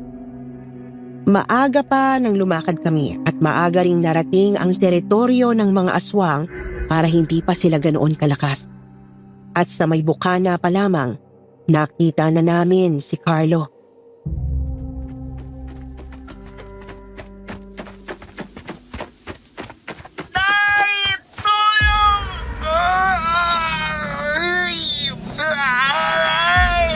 Carlo, anak! Uy, Dario! Anong ginawa mo sa anak ko? At dumating nga kayo. Sa wakas, hinihintay ko ang sandaling ito. At hindi ko akalaing naglakas kayo ng loob. Pero ipapamukha ko sa inyo na wala kayong kapangyarihan sa teritoryo ko dahil kaya kong padilimin. Dumilim nga. Wala akong makita. Walang hiya ka! Pwes, ito ang liwanag! Pupuksain ka namin! Bitawan mong anak ko! Ibalik mo siya sa akin! Hindi kami natatakot sa inyo! Eto ng katapusan ninyo! Kayo ang malulusaw bago pa kayo makahakbang. Ipaghihiganti ko ang kasamahan naming nilapastangan ninyo. Mga alagat ko, ngayon na. Sugod, mga kasama! Sugod! Sugod! Go! Nagpatuloy ang labanan pero hindi ako makalusot para kunin ang umiiyak kong anak. Hanggang sa magsilagpakan na ang mga kasamahan kong mandirigma. Konti na lang ang natira. Ganon din sa mga aswang na halos bilang na lang at ramdam ko pa rin ang lakas ko.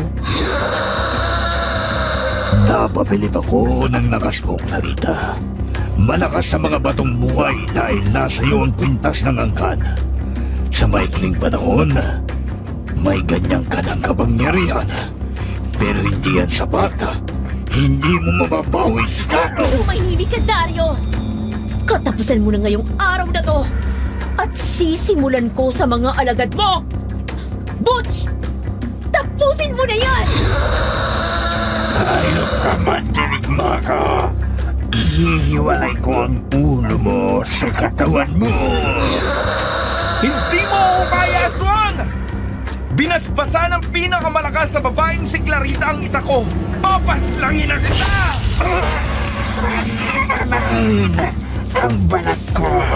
Nasusunog ang balat ko. Nagliliyab. Hindi ko na maramdaman ang mga bato. May hina. Sinamantala niyo ang kahinaan ng mga anak ko. Hindi niyo makukuha si Carlo. Hindi niyo kaya ang kapangyarihan ko.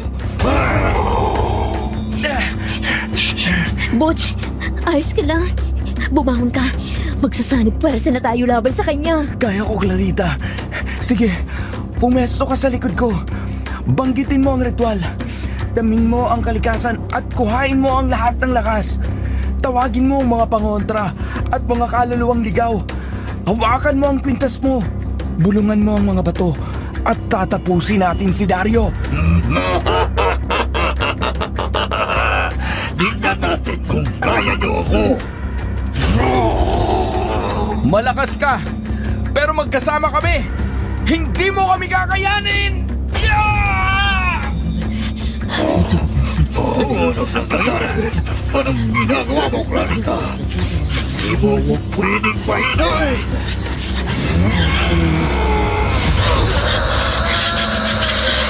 Ramdam mo na ngayon ang lakas niya, Dario. Eto na ang katapusan mo! Manahimik ka, Butch. Isasama kita. Kukontrahin ko yan ng nakakarinig kong lokos. Rita! Bukas na ang bibig niya! Ngayon na! Ihagis mo ang mga batong buhay! Hayop ka, Dario! Mga batong buhay! Tulungan niyo akong tapusin ang kadiliman!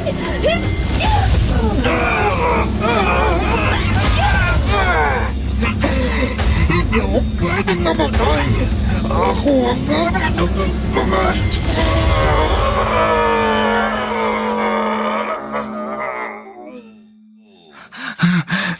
Natapos na nun sa wakas.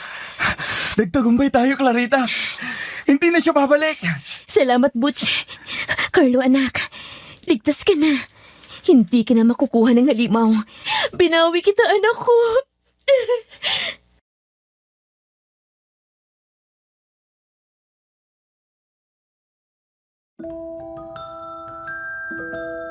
Sandali pa kaming nag-iyakan doon at kalaunan ay ginamot ko na rin ang mga mandirigmang humihinga pa.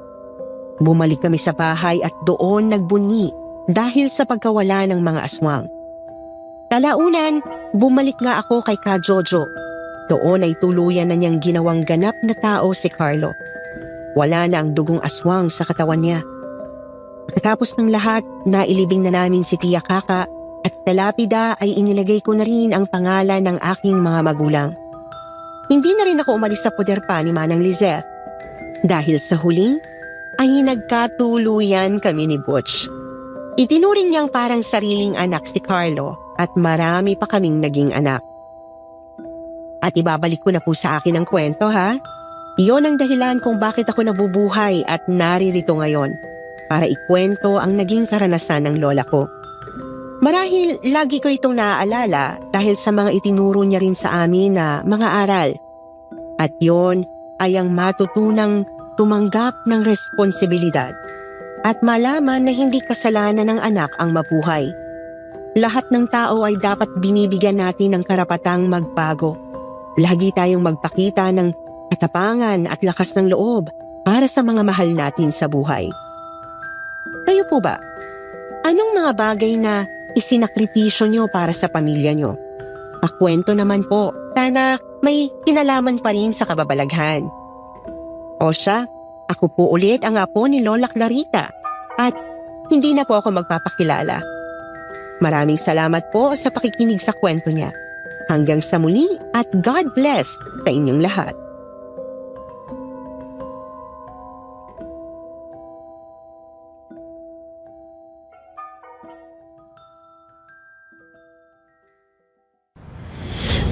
Tay, saan niyo ba nahanap si nanay?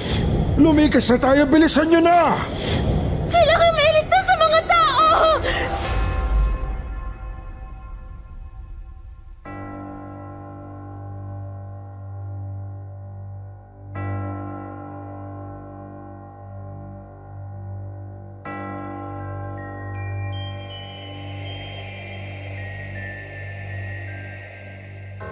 Maraming mga di maipaliwanag na hiwaga sa mundo.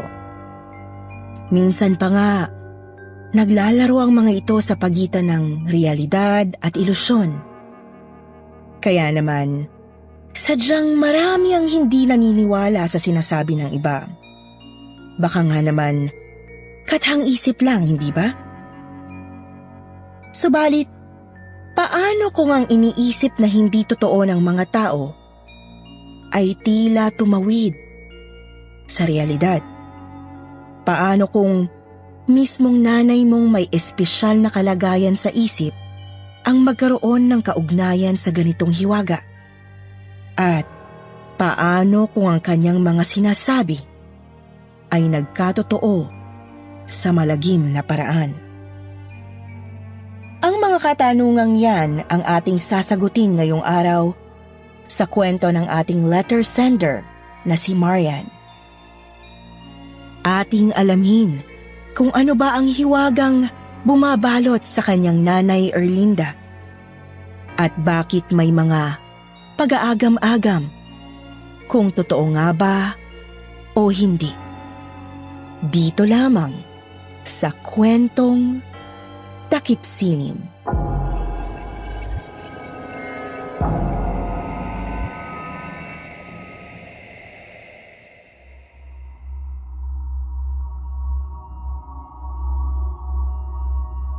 Magandang araw, Miss Anne, at sa lahat ng mga kwentong takip-silim at sityo bangungot listeners. Tawagin niyo na lang po akong Marian, 18 years old, at nagmula sa bandang Misamis dito sa Northern Mindanao.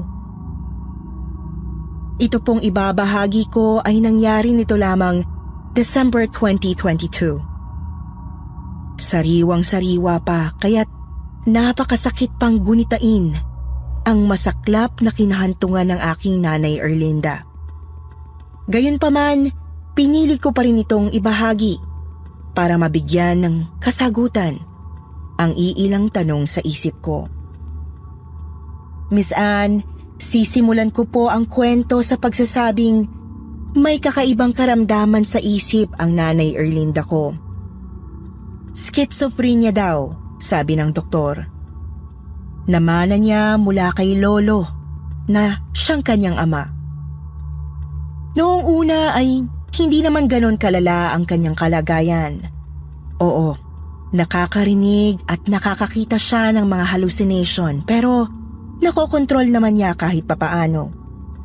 Sinusulat niya na lang ang mga ito sa isang kwadernong nagsisilbi niyang journal. Tapos itinatago sa isang lumang kahon na kahoy. Yun kumbaga ang nagsisilbi niyang coping mechanism. Malaking tulong lalo't mahirap lang naman kami.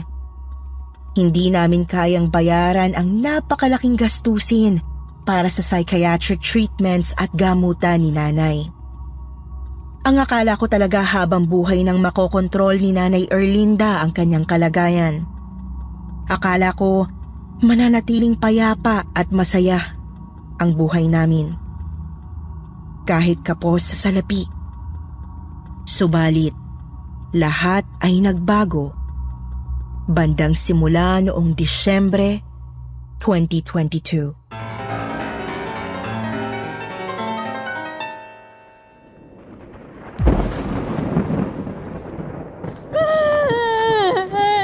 Nay! Nay, nasaan na po kayo? Umuwi na kayo, Nay! Nay! Nay!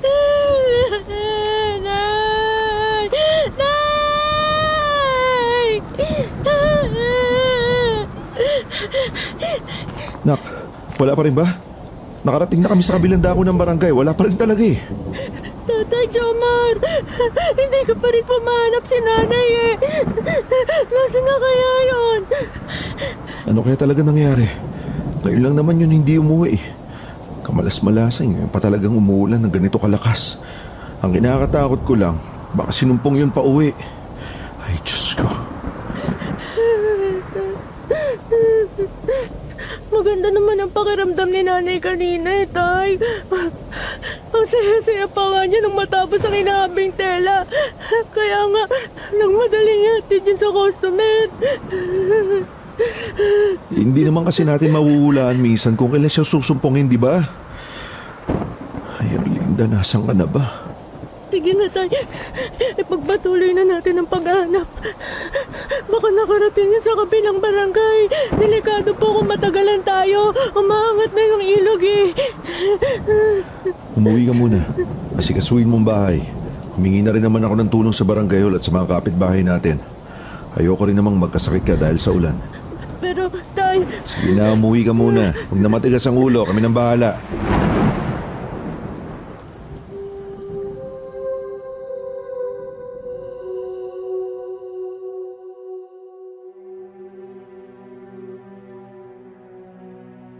Umiiyak akong umuwi noon, Miss Anne, habang pinagpatuloy naman ni na Tatay Jomar ang paghahanap.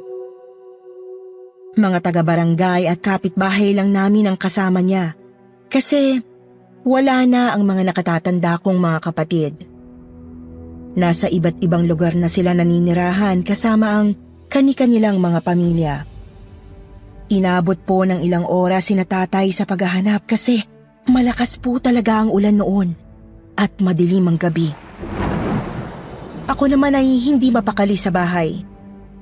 Hindi makatulog kakaisip sa Nanay Erlinda ko. Pakiramdam ko ay napakabagal ng pag-usad ng oras. Hanggang sa may kumatok mga bandang 5:00 ng umaga.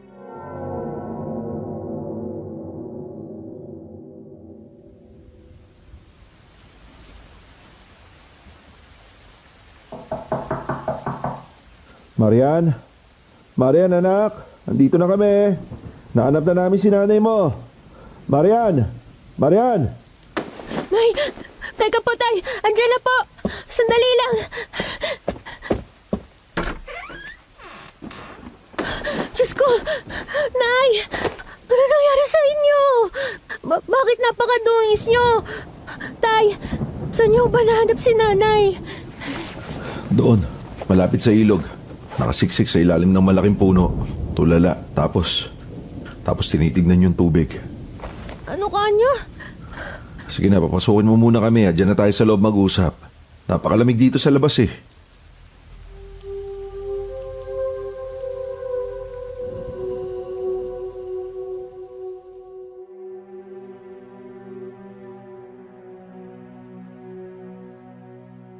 Nang makapasok ang mga magulang ko, ay agad kong pinunasan si nanay. Nagpakulo na rin ako ng tubig para sa tiyan namin ni Tatay Jomar. Nababahala kami kasi tulala talaga si nanay. Dilat na dilat lang ang mga mata tapos kumikibot-kibot ang bibig. Subalit, napakahina ng sinasabi. Kaya hindi talaga namin maintindihan.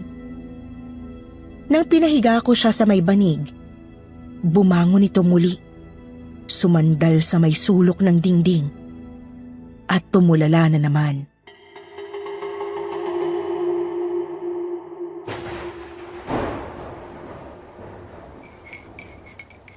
Ganyan na ganyan mismo ang posisyon niya sa ilalim ng puno nang mahanap namin, anak. Tulala na nakatitig sa ilog.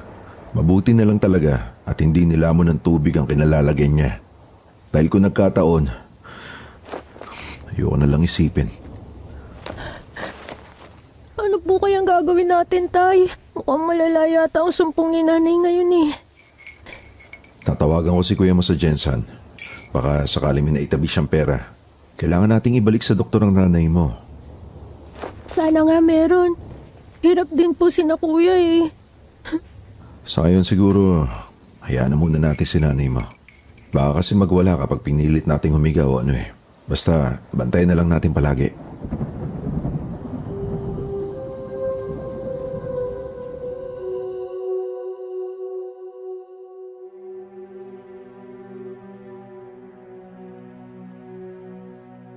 Nanatili pong nakaupo si Nanay Erlinda sa may sulok noong umagang yon. Nakakatulog at naihihiga ang ulo sa kanyang tuhod pero napapabalikwas naman kapag sinusubukan naming ihiga. Kaya talagang hindi na lang namin ginalaw ni tatay. Sinubuan ko lang ng mag-almusal. Mabuti at kumain naman ng niluto kong lugaw na may tokwa. Nakaalis na si Tatay Jomar papunta sa pinapasukang palaisdaan nang hainan ko ng tanghalian si nanay. Natigilan nga lang ako nang ilapag ko ang mangkok ng ginisang gulay malapit sa kanya. Mas malakas at mas malinaw na kasi ang kanyang pagsasalita.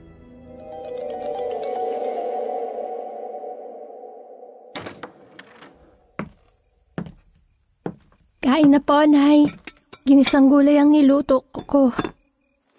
Nay? Bago matapos ang taon, didilim ang langit. Uulan ng napakalakas. Magkakalit ang ilog. Babahain ng baryo. Tatangayin ng mga tao. Iligtas sa mga tao. Iligtas sa mga tao. Iligtas sa mga tao. Nay? Ano pong sinasabi niyong... Bago matapos ang taon, didilim ang langit. Uulan ng napakalakas. Magagalit ang ilog. Babahain ng baryo. Tatangayin ng mga tao. Iligtas sa mga tao. Iligtas sa mga tao. Iligtas sa mga tao.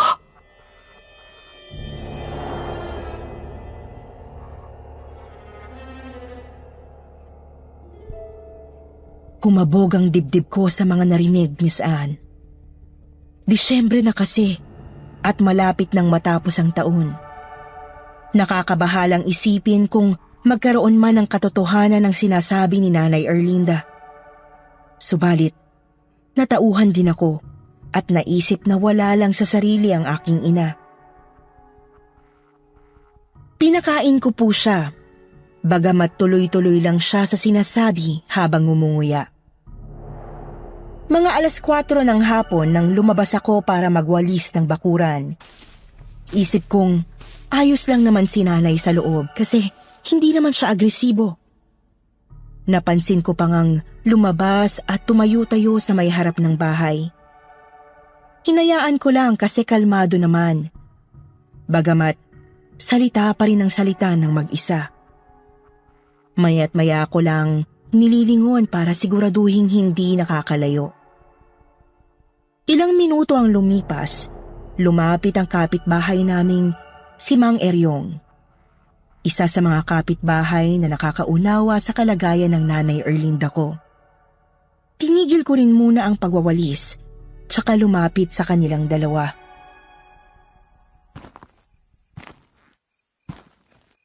Didilim ang langit. Uulan ng napakalakas. Magkakalit ang ilog. Babain ang baryo. Tatangayin ang mga tao. Iligtas ang mga tao. Iligtas ang mga tao. Marian, kumusta ba itong nanay mo? Balita ko, 5:00 na ng umaga siya nahanap kanina eh. Tsaka mukhang hindi mabuti ang ayos niya ngayon ah. Yun nga ho Mang Eryong. Kanina pa siya tulala. Wala sa sarili.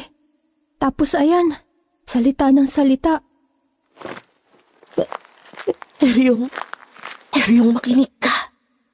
Ha? Erlinda, kumusta na ba ang pakiramdam mo? Makinig kayo sa akin. May sinabi sa akin ng mga taong kulay ube. May ibinulong sa akin ng kulay ube na tao. Bago matapos ang taon, uulan ng napakalakas. Aapaw ang ilog at babain ng lugar natin. Pagkasira, pagkawasa, pagkamatay! Marami ang mamamatay! Ha? Nay, tama na ho.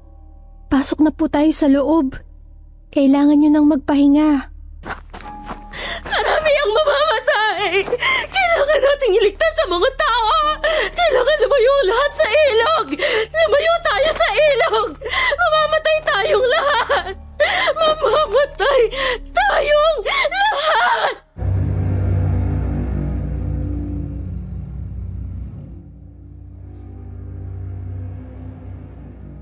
Sinubukan naming pakalmahin si Nanay Erlinda.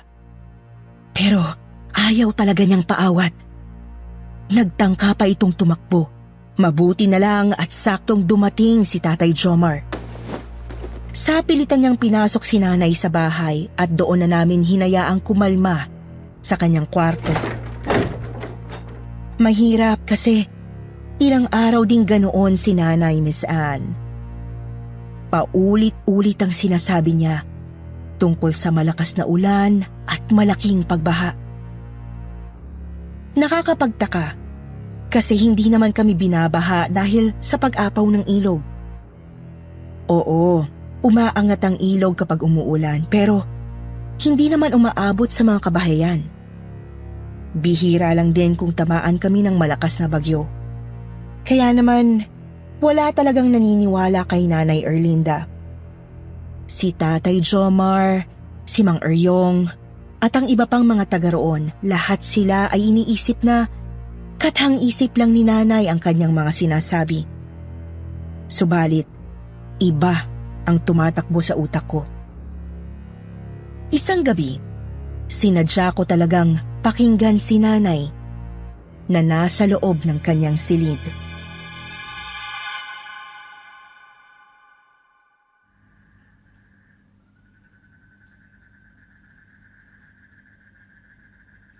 Nagsasalita na namang mag-isa si Nanay.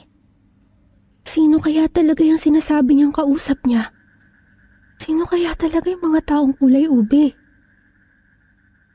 Ayaw nila akong paniwalaan eh. Pero ayos lang. Gagawin ko lang ang dapat kong gawin. Sasabihin ko lang ang mga kailangan kong masabi. Kailangan, Erlinda. Kailangan upang mas maraming makaligtas. Tibayan mo lang ang iyong sarili. Nasa likod mo lang kami. Nay, sinong kausap? Wala kayong kasama? Ang mga taong kulay ube, anak. Sinasabi nilang uulan ng malakas at babahain ng ilog ang baryo natin. Gusto nilang balaan ko ang mga taga rito. Ayaw nilang marami ang mamatay. Ay.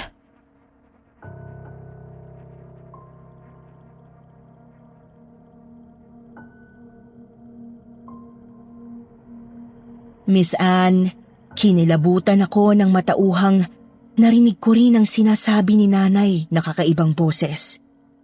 Di po talaga ako natahimik nung gabing yon, bagamat naisip ko rin baka guni-guni ko lang yon. Maya't maya pa nga akong napapalingon sa kung saan-saan at baka makita ko sila. Nang matapos kong asikasuhin si nanay, ay naglatag na ako ng banig sa sahig. Kailangan kong matulog ng maaga kasi bisperas na ng Pasko kinabukasan. Ang kaso, imbis na mahimbing, ay nasadlak lang ako sa isang bangungot.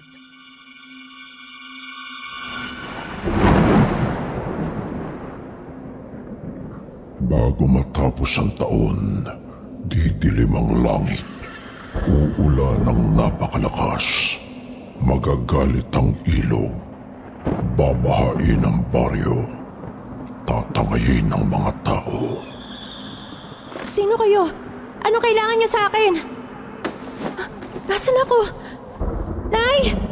Tay! Iligtas niyo ang mga tao. Iligtas niyo ang mga tao. Iligtas niyo ang mga tao.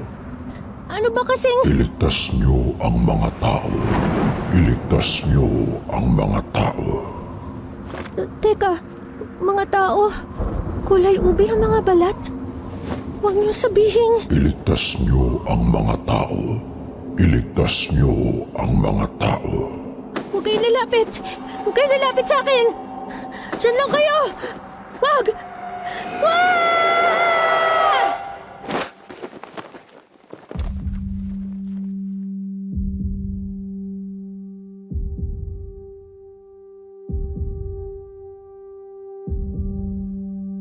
Habol hininga akong bumangon. Dumikit sa utak ko ang itsura ng mga taong kulay ube. Kamukha lang din sila ng pangkaraniwang tao ngunit nangungulay ube o talong ang maraming bahagi ng balat. Malalalim din ang kanilang mga matang tila walang buhay. Takot na takot ako. Kasi totoong-totoo talaga ang pakiramdam ko sa panaginip kong yun. Lumabas ako ng kwarto. Nakita ko si nanay na pinapakain ni tatay. Dumiretso muna ako sa kwarto nila tapos ay pinuntahan ko ang mga gamit ni nanay. Lumapit ako sa kahon na kahoy kung saan nakatago ang kanyang kwaderno. Ito ang kwaderno kung saan niya sinusulat ang lahat ng kanyang mga nakikita at naririnig. Kabado kong kinuha ang kwadernong yon at binuksan. Nanginginig na binuklat ang mga pahina. Kitang-kita ko roong nakaguhit ang mga taong kulay ube. Oo, hindi maayos ang pagkakaguhit gamit ang ballpen na asul at krayolang kulay ube. Pero kuhang-kuha naman ito ang itsura ng mga nakita ko sa panaginip.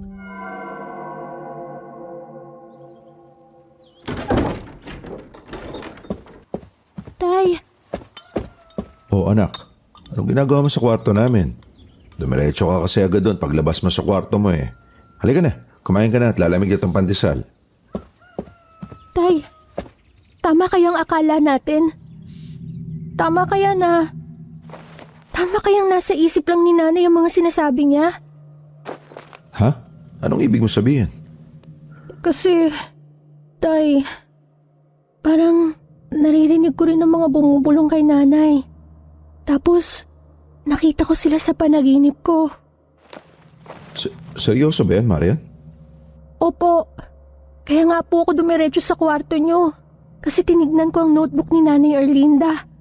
Ayun, pareho nga po kami nang nakikita. Hindi maganda to. Po?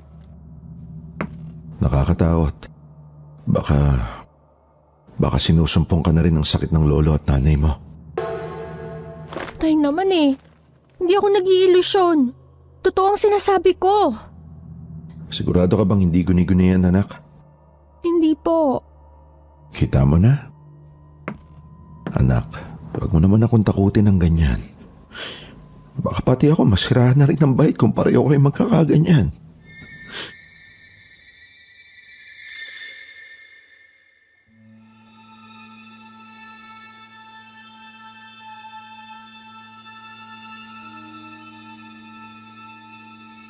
Kita kong nabahala ng husto ang Tatay Jomar sa sinabi ko, Miss Anne. Kaya hindi ko na lang ipinilit ang pinupunto ko.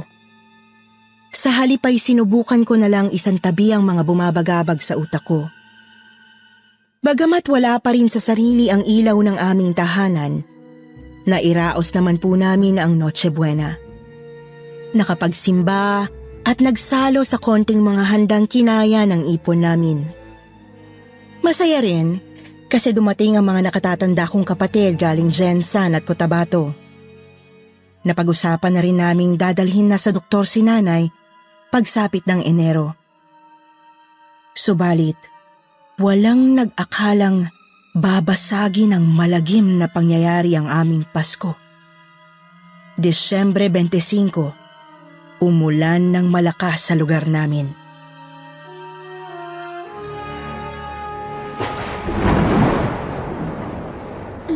Ba't ba biglang sumama ng ganito ang panahon? Sarado niyo na mahigi mga bintana at pinto. Bilis! Paskong Pasko, ganito ang panahon. Ito na ang sinasabi ng mga taong kulay ube! Ito na ang pagkawasak ng baryo natin! Ay, kailangang lumayo sa ilog! Kailangang mailigtas sa mga tao! Kailangang mailigtas sa mga tao! Mariosep! Erlinda! Pabalik ka rito! Erlinda! Hoy! Nay! Saan kayo pupunta? Nay! Ililigtas ko ang mga tao! Ililigtas ko ang mga tao! Gulat na gulat kaming mag-anak sa ginawa ni Nanay Erlinda, Miss Anne. Agad namin siyang hinabol ni na tatay at ng mga kapatid ko. Subalit, mabilis siyang nawala sa aming paningin.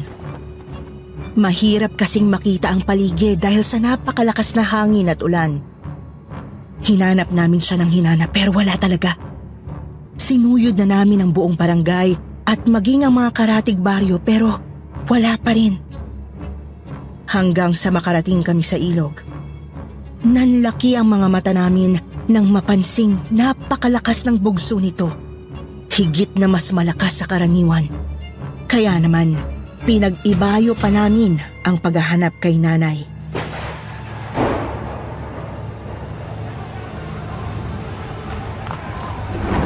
Marian! Hindi niyo pa rin ba nahahanap si Erlinda? Hindi pa rin po, Manong! Napakasama na ng panahon. Humahapaw na ang ilog. Kailangan na nating umalis. Pero, Mga Ryong, hindi kami pwedeng umalis nang wala si nanay! Makinig kayo, Marian. Lumikas na tayo. Bilisan niyo na! Dumarami na ang mga nagsasabing sumama na kami sa paglikas. Pati na ang mga taga-barangay hall pero sadyang ayaw naming sukuan ang paghahanap kay nanay. Masakit sa dibdib kasi walang pwedeng tumulong sa amin. Lahat ay abala sa pagsagip sa kani-kanilang mga sarili. Sa kasamaang palad, hindi nga po namin nahanap si Nanay Erlinda noong araw na yon, Miss Anne. Lumipas muna ang ilang araw bago kami may natanggap na balitang meron daw natagpo ang iilang bangkay na inanod ng ilog. naroroon ilang kilometro mula sa amin. Kaya't hindi na kami nagpatumpik-tumpik ni tatay.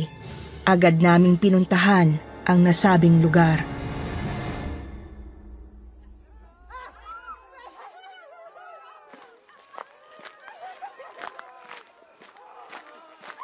Eto na yan.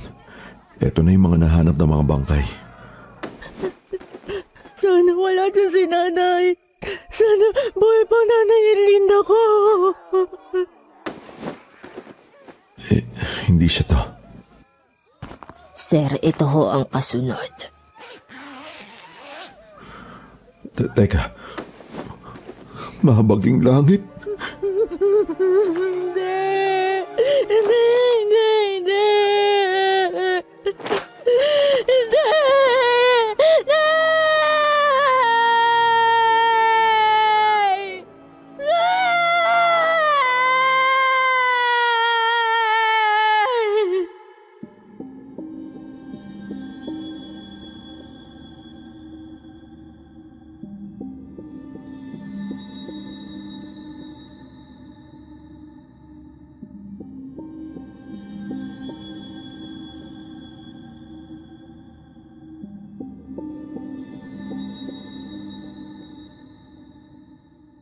Bumungad nga po sa amin si Nanay Erlinda sa loob ng isa sa mga body bag. Nangungulay ube dahil sa lamig at pagkalunod. Katulad ng iba pang mga bangkay na nakuha mula sa ilog. Katulad ang mga itsura sa mga taong kulay ube sa bangungot ko. Miss Anne, sinalubong namin ang bagong taon na puno ng hinagpis. Sa katunayan, hanggang ngayon ay hindi pa rin kami nakaaahon mula sa pangungulila kay nanay. Mula rin po noon ay madalas na akong nakakarinig o nakakakita ng mga bagay-bagay na hindi naririnig o nakikita ng iba. Hindi ko alam kung may hiwaga bang kakabit ito o sadyang minana ko lang ang karamdaman ng aking nanay Erlinda. Kaya siguro, tatanungin ko na lang kayo ng inyong mga listener, Miss Anne. Sa palagay niyo po ba, totoo ang mga taong kulay ube? Totoo nga bang may hiwaga sa nangyari kay nanay o talagang dala lang ito ng karamdamang nakadikit sa aming angkan? Paki-comment na lang po ang inyong mga opinyon. Umaasa akong makatutulong ang mga ito upang ako'y maliwanagan. Salamat po sa inyo. Maligayang Pasko at manigong bagong taon.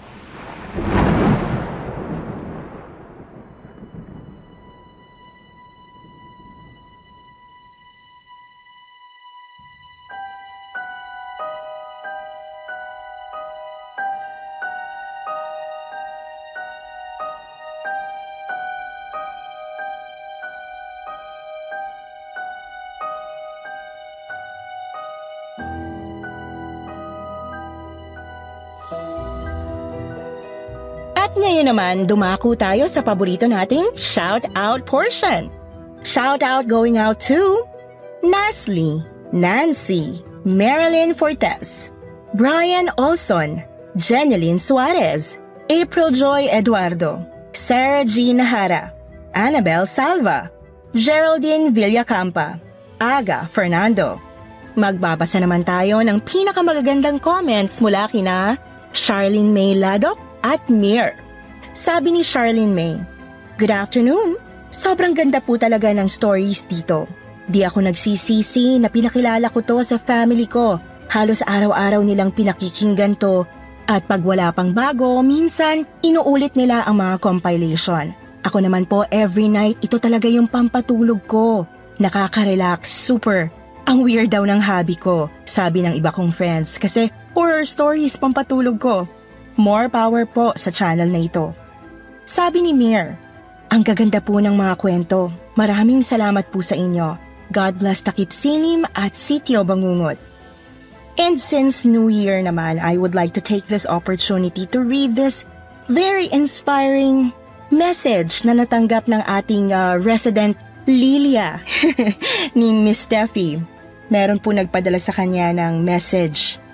I am not sure kung gusto niyang magpa-mention ng pangalan pero tawagin na lang po natin siyang CVE. Hello po, narinig ko name niyo sa kwentong Takip Silim. Avid listener po ako ng Spotify since ma-launch siya sa Spotify. Actually, I'm a stroke survivor and looking for a podcast na may mga different voices. Yung action theme like noong una sa radyo. Then I bumped into KTS.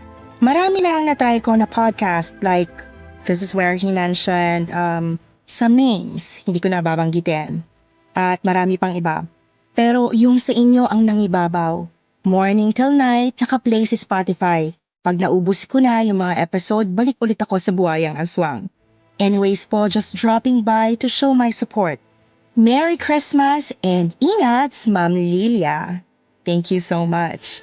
Sa mga hindi nabanggit, sa susunod na lang po ha. Huwag niyo pong kalimutang mag-reply sa ating shoutout box na nasa comment section para ma-shoutout ang pangalan niyo. Muli po, mula sa bumubuo ng kwentong Takip Silim at Sityo Bangungot, ito ang inyong lingkod, Miss Anne. Nagpapasalamat.